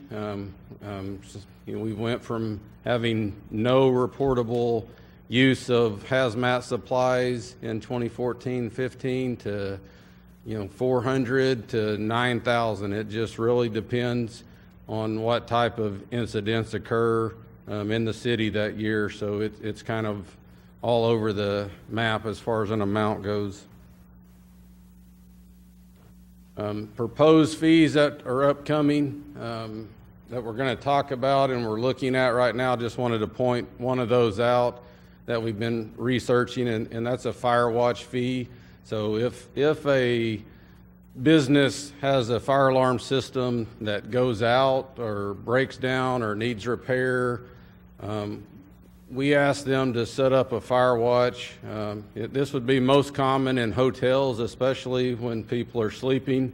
So a fire watch would be a dedicated person that just walks around the hotel all night looking for any smoke or anything that's starting to develop in the incipient stage of a fire. Throughout the hotel, they just make circles throughout that hotel. Sometimes the business dedicates an employee to that. Sometimes they ask us to help out with that. And so this is what this fee that we're studying right now will be for, to if we have to send one of our fire personnel out to a hotel, for example, then we would recoup that cost from the business for our personnel providing that fire watch all night. That's most of the fire fees. Real quick, is there any questions that we could answer? Counsel? Mr. Edwards? Mr. James was just telling me that there are actually times when they've actually had to use the fire watch. Yes. Yeah. So, thank you guys. Thank you. Very good. Anyone else? Appears there are none. All right. Thank you, gentlemen. Appreciate the overview. All right. Well, next on the agenda this evening of a workshop is a discussion regarding the water meter change-out plan, estimated costs, and funding sources. Mr. James? Your name is up first. Mr. Walters.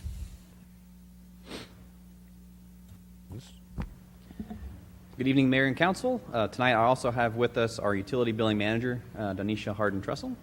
She'll be assisting with the presentation. To recap, this is the same topic we first broached at the council retreat a few weeks ago on Friday. So with our current utility meter reading system, we have a drive-by radio read. So each of our water meters in the register send out a weak radio signal that our meter technicians have a receiver in their vehicle, and they drive up and down the streets and get utility reads. Currently, the meters are coming over 10 years old and are starting to fail. They're not sending that signal out strong enough for her to read. So the meter technicians are taking longer to finish the reads during their routes. Replacement costs are increasing because they're out of the full warranty stage, and thus it's taking longer for us to process the bills and get them out to customers. So our proposal was to look at this opportunity to move to a new technology called Advanced Metering Infrastructure, or AMI. The AMI can track and read water consumption right from the home or office. The most basic and most common is the radio signal that the meters send out are much stronger, and they're picked up by a stationary antenna and then delivered to the city offices. So what can this do for staff? It provides a minute-by-minute analysis of consumptions. We can look at individual households and seeing what they're using on a minute-by-minute basis. We can program meters from the office. We don't have to do it or get it delivered pre-programmed. And we can identify failed meters immediately rather than waiting for the read date at the end of the cycle, find out it's broken, and then have to estimate a water usage. Each day the meter will come up and it'll give a list of meters that did not pick up, and if it shows up multiple times in a row during that day, we'll send somebody out and see if it's really broken or someone's just parked in front of it a wrong way or something like that. So what that can do for citizens, it provides real-time consumption information directly to them. So a lot of these programs come with a web portal and program that citizens can log in and see their own consumption in real time. And directly from the smartphone or app or from their computer. This will also make billing process more efficient and accurate, and fewer workers will have to go out for rereads or misreads. It also offers for quicker leak detection than our current system. So by having that availability for notices, saying if they use over a certain amount of water in a month, this would send an alert to the citizen saying, hey, you're using a lot of water, it's only been 10 days. Currently, the way we detect leaks could be 1.5 to 3 months of an ongoing leak that gets billed to the customers. The 1.5 months is about from the beginning of if it breaks right after we read until they get their bill, about 1.5 months down the line. So all that time it's been leaking. Worst case scenario is they see the first bill and think, it's the summer, I've been watering, it's a little high right now. I'll reduce my consumption, and then the next bill after they've reduced it is neither the same or higher, and then they think there's a problem going on, and that's already been 3 months down the line before they contact us. So the new system can just prompt them much more quickly than our current system can, and prevent some of those large bills from racking up. Back to the proposal, staff was actually approached by Master Meter, who's our current meter supplier, to swap out or upgrade aging meters and receive an estimated $1 million credit under their customer loyalty program. So currently our meters are still under the second half of the warranty, so we can swap out our registers or meters at a fraction of the cost of replacing a new one. And those are starting to come up, so right now we're looking at whether it's more beneficial for the city to replace them under the prorated warranty, or should we take this $1 million credit and use that to upgrade our current meter system. Looking at the numbers, it does become more beneficial. We're already about on the hook. About 1/3 of our city meters kind of need to be replaced right now. And about $500,000 in the next few years. We'll probably see the other $1 million of expenses come up with that.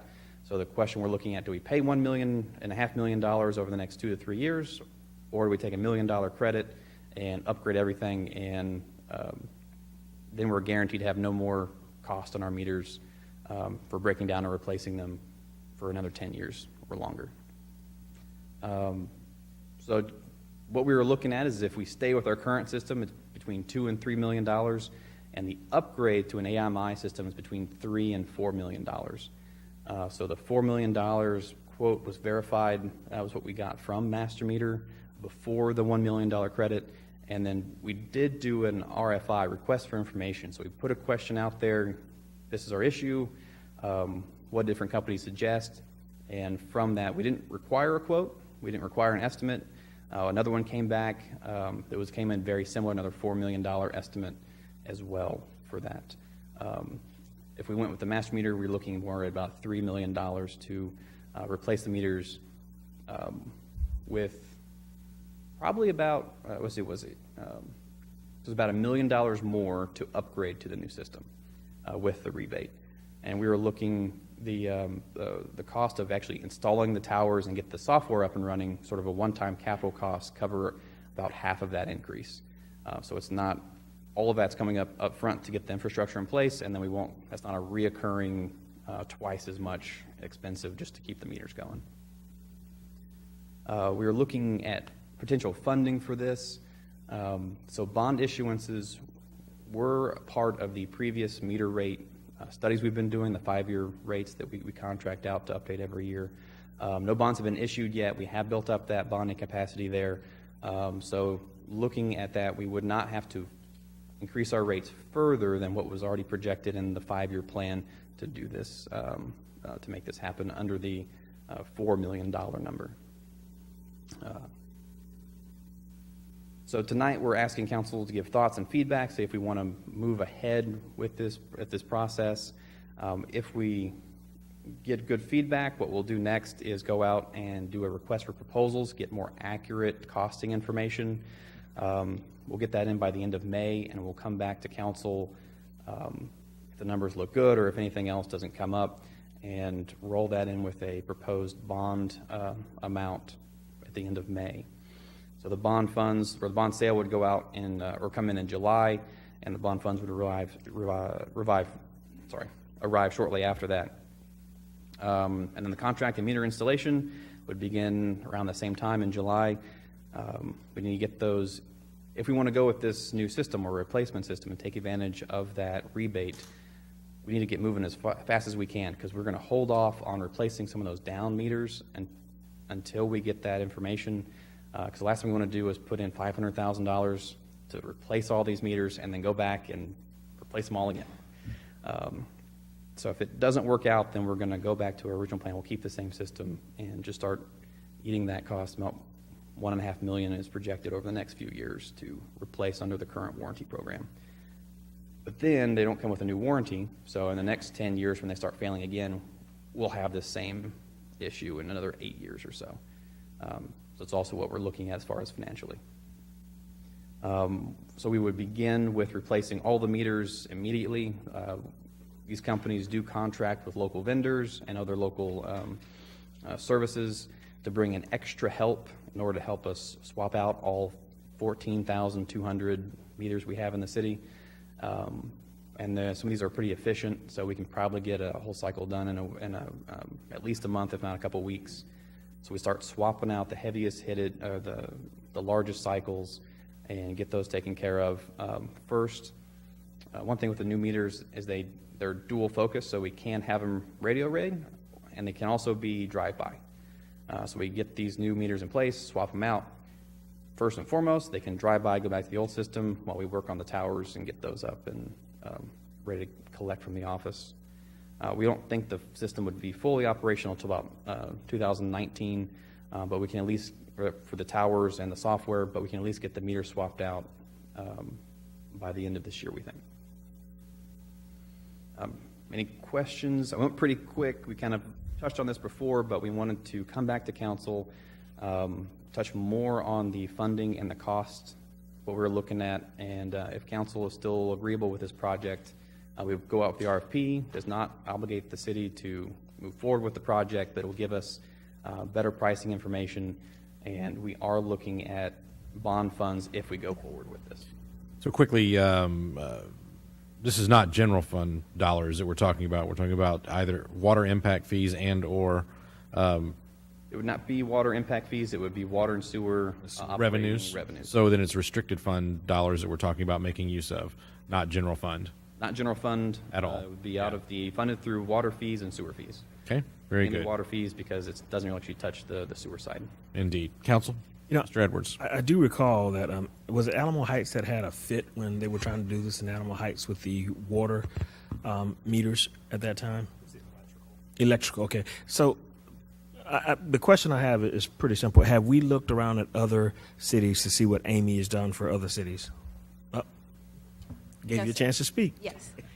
So I called around. Converse has been doing it for 10 years. The city of Cibolo has been doing it since October. And I think New Braunfels might be as well.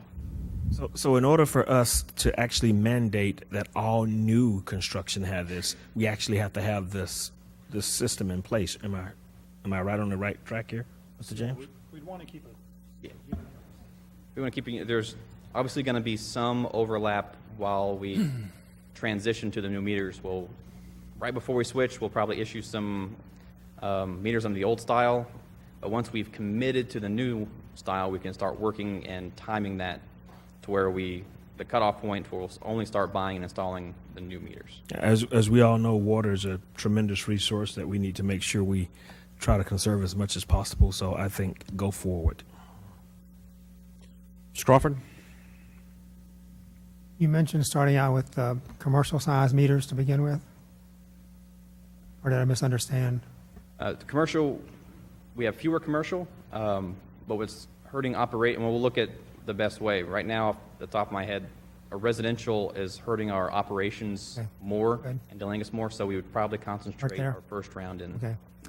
And if we did need extra money to make this happen, what's the backup plan for that? I understand where the money's coming from now, but what if, I don't know what all, this is going to be towers and everything and up to $3 or $4 million, right?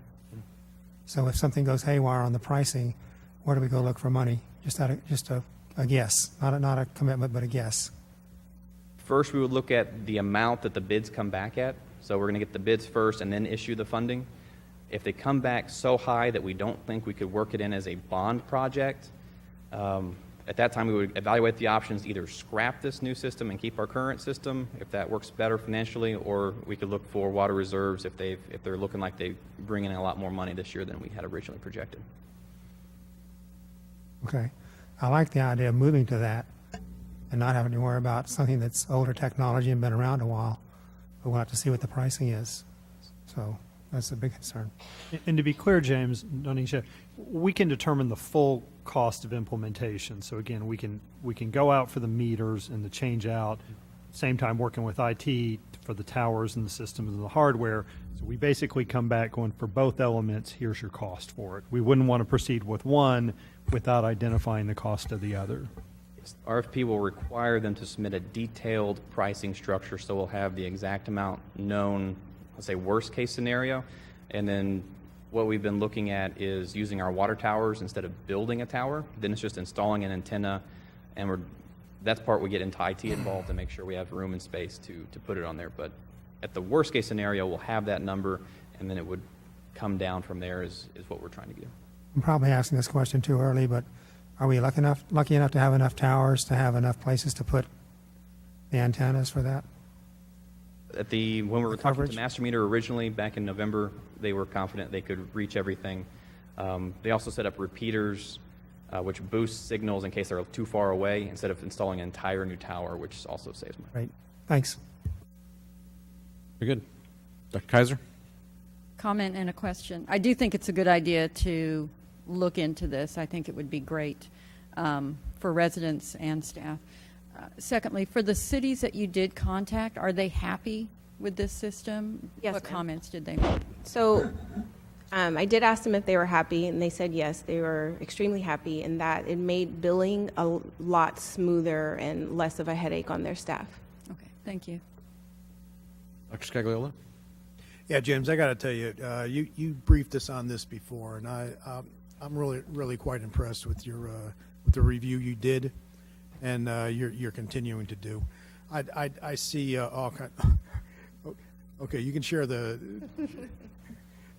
praise. I see all kinds of benefits to looking into getting the new system as well, and I'm sure you'll keep your finger on the pulse. So thank you so very much for your work. Very good. Mr. Davis?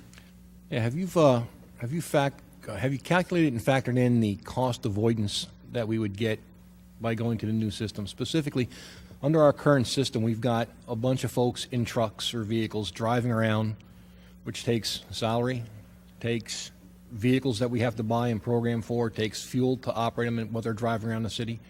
So if you calculate in the cost factor, you're saying the new system's going to be in and warranted for 10 years.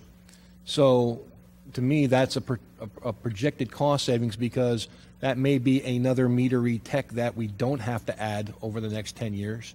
That may be another vehicle or two that we don't have to add or replace over the next 10 years. And it's probably going to be a substantial cost savings on fuel if we don't have meter tech readers that are just driving around the city in circles collecting data. So because that's another decision point that you have to look at as you're calculating these numbers, to go back and say, do we pay the extra $1 or $2 million to go to the new system? Yes, we did. And it factors even greater than what I originally did. So we do believe that the upgrade would actually pay for itself over a 2-year period in man hours and equipment costs, just from our meter readers.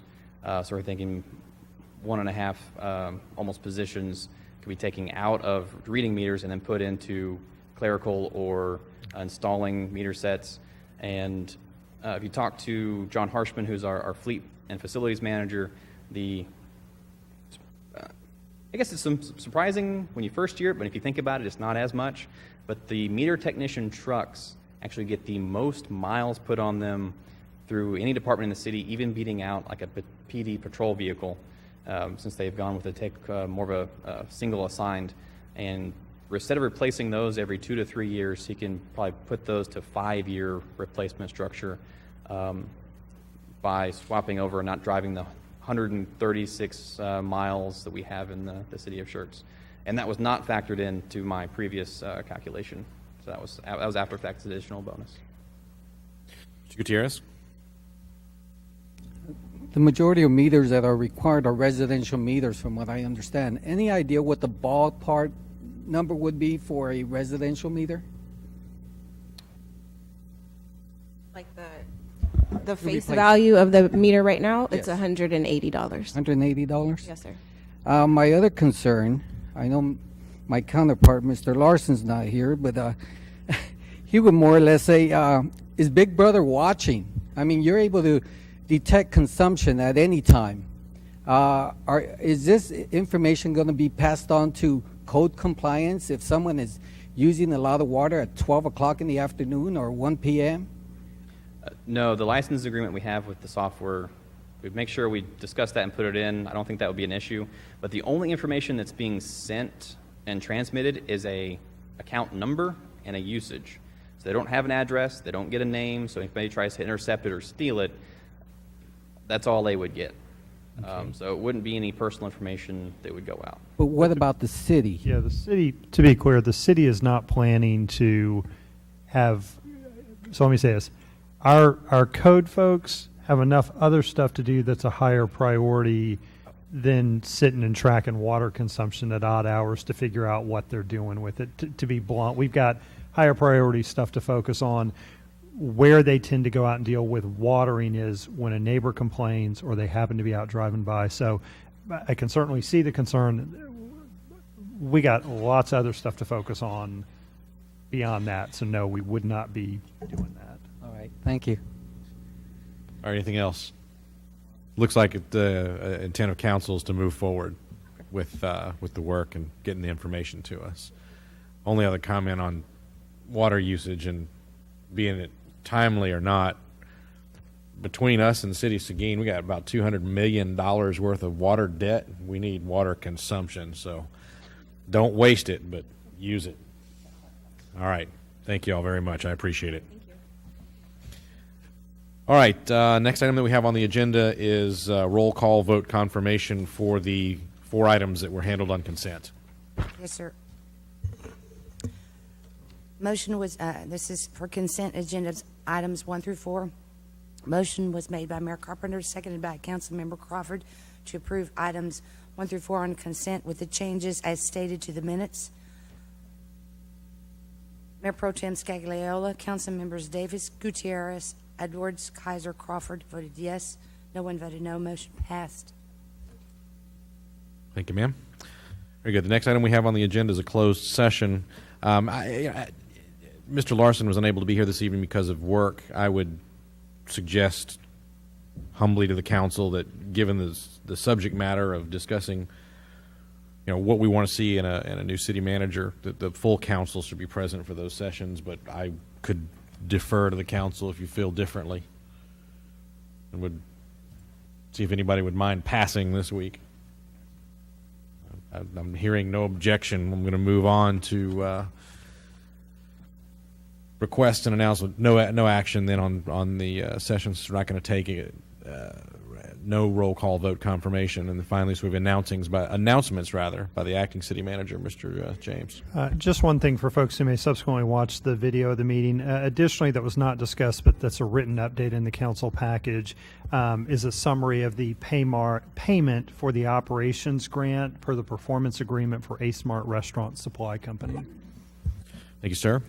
Next item, request by the mayor and council members that items be placed on a future city council agenda. Anything that we don't have that we need to add? Mr. Edwards? Mr. Mayor, I think it's time that we start. I know we're talking about Fire Station 3 and the construction. I think it's absolutely time to start thinking about Fire Station number 4 and maybe planning that, so if we can get some type of overview from staff. So maybe a presentation on what we know now, what we think might be needed from council to plan for the future. Sounds good. All right, next item, announcements by the mayor and council members, and we'll start with Mayor Pro Tem Scagliola. We had one of the residents came up talking about the moving on Main, and my wife says, "Hey, you really got to go and thank those people, because they really did a tremendous effort putting it all together." I says, well, why don't you come and do this? Nobody wants to listen to me. But so it was good we actually had a resident come and say pretty much the same thing. And thank you for adding a little credibility to what I'm saying. The other thing is, last Friday I went out to Seguin for the groundbreaking for the Children's Advocacy Center. We had some presentations today in that regard as well, and I didn't think there'd be a whole lot of people out there, but there's definitely a need for the services out there, and God bless the people who dedicate themselves to actually taking care of our kids out there.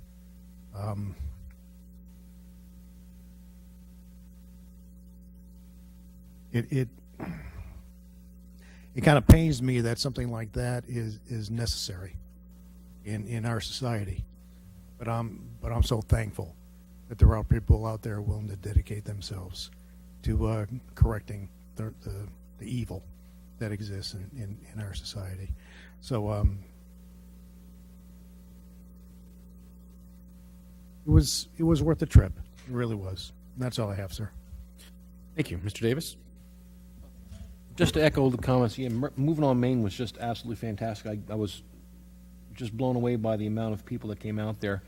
And then last night's focus group on Main Street for the improvements that we want to make down there. Again, I think the staff just knocked that out of there. I knew that a lot of the things that they were planning, we sort of planned it along the lines of what TxDOT did with the 1518 charrette, but just the other details that they had, like the sample street signs and stuff, were just, beyond what I would have expected. It was fantastic. Very good. Mr. Gutierrez? Yes, moving on Main, great event, quality family fun. I'd like to thank our sponsors, HEB, Homestead Homes, Republic Services, the YMCA, and of course the City of Schertz. A special thanks to Mary Pence. From the start, Mary got an idea from us, and she brought it to fruition. And yes, this Sunday was the fruits of her work. Very, very great staff, and I like to just say, Mary's a quality person, and just to see her just working through this from one week to the next, and then finally the outcome of what we saw is just enormous. Also, the presentation on Main Street, that was great. The residents were able to provide feedback, and I think that's very important, and the communication that was provided. Thanks. Very good. Mr. Edwards? Last night at the Main Street charrette, that presentation proved a lot to me. I saw people that didn't even know each other when the meeting started, and they were less than maybe 10 homes apart. That was amazing for me, for someone to live on Main Street in a small town and not know each other 10, 15 houses apart or 10, 15 businesses apart. I thought that was amazing. For them to finally meet and say, hey, oh yeah, I know who you are. I thought that was kind of cool. Staff did a great job, by the way. Today, the opening of Schertz Parkway and Live Oak, seeing people from the Children's Lighthouse, how they light up when we walk in, to just thank them for their patience, for just being patient with the city doing all the construction. That, along with the Valero, Mr. Patel, Ms. Nancy, the great people. Again, Mary Spence did a great job with that as well. That's all I have. Thank you so much, guys. Very good. Dr. Kaiser? Just one more plug for the Clemens project graduation that happens in June for the seniors. If you haven't had a chance to donate, I'm sure you can call Clemens, and anyone there can tell you where to send your check. Indeed. Mr. Crawford? I echo everybody else's comments on the Sunday event, and I will add excuse me, one piece of information that Mary told me. About 2:30, they had somebody walk from one end of the street to the other, and they counted 1,400 people. So that's a pretty good statistic. She was expecting maybe 800 or 600. And once again, kudos for her. That's a good number. We talked about doing that again in the year. The only problem is, what month would we do it in? we've kind of got a full plate. Doesn't mean we couldn't do 2 events in 1 month, but we might need 2 Marys. It's kind of like cloning Brian James again. The Monday night event was very good.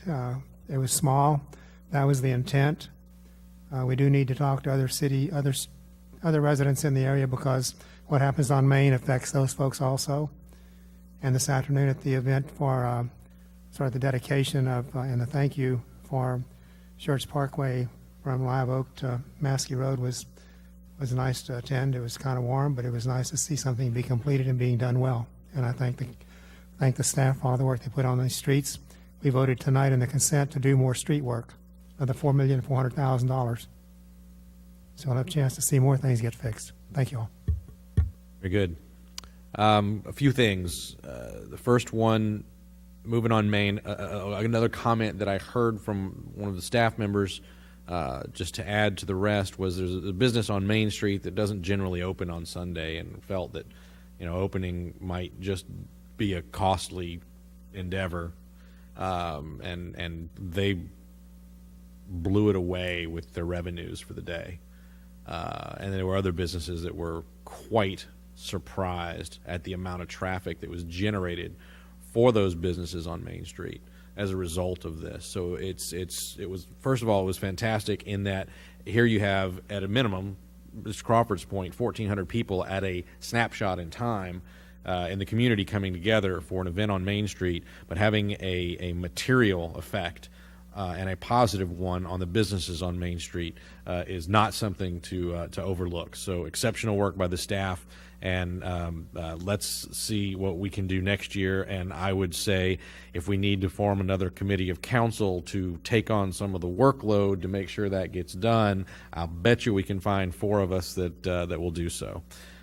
That was an offer to put us to work, Mr. James, and I know you will.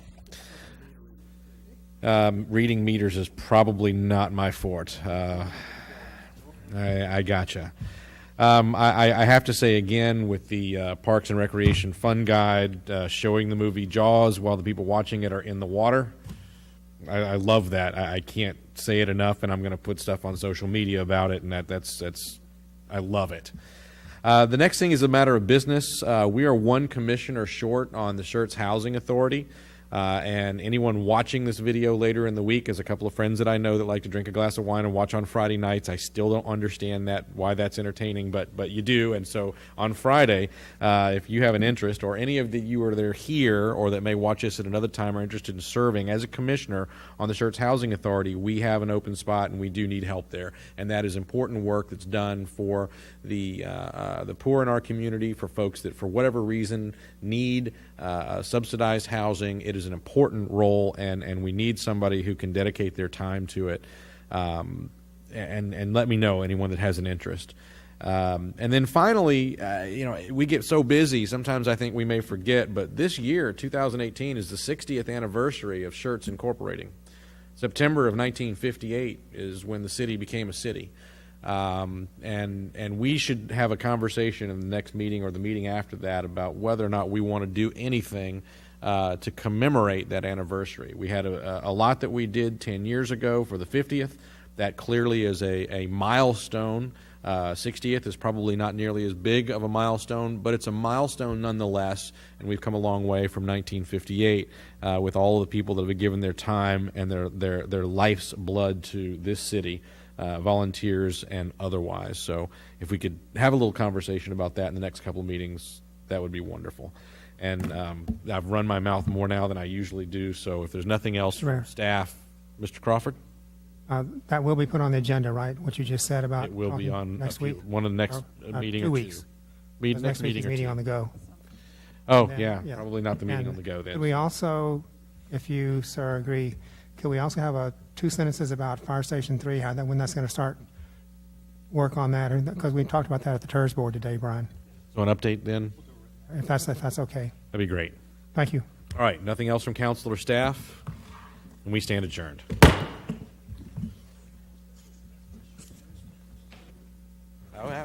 Yeah, I formed the committee, served on it.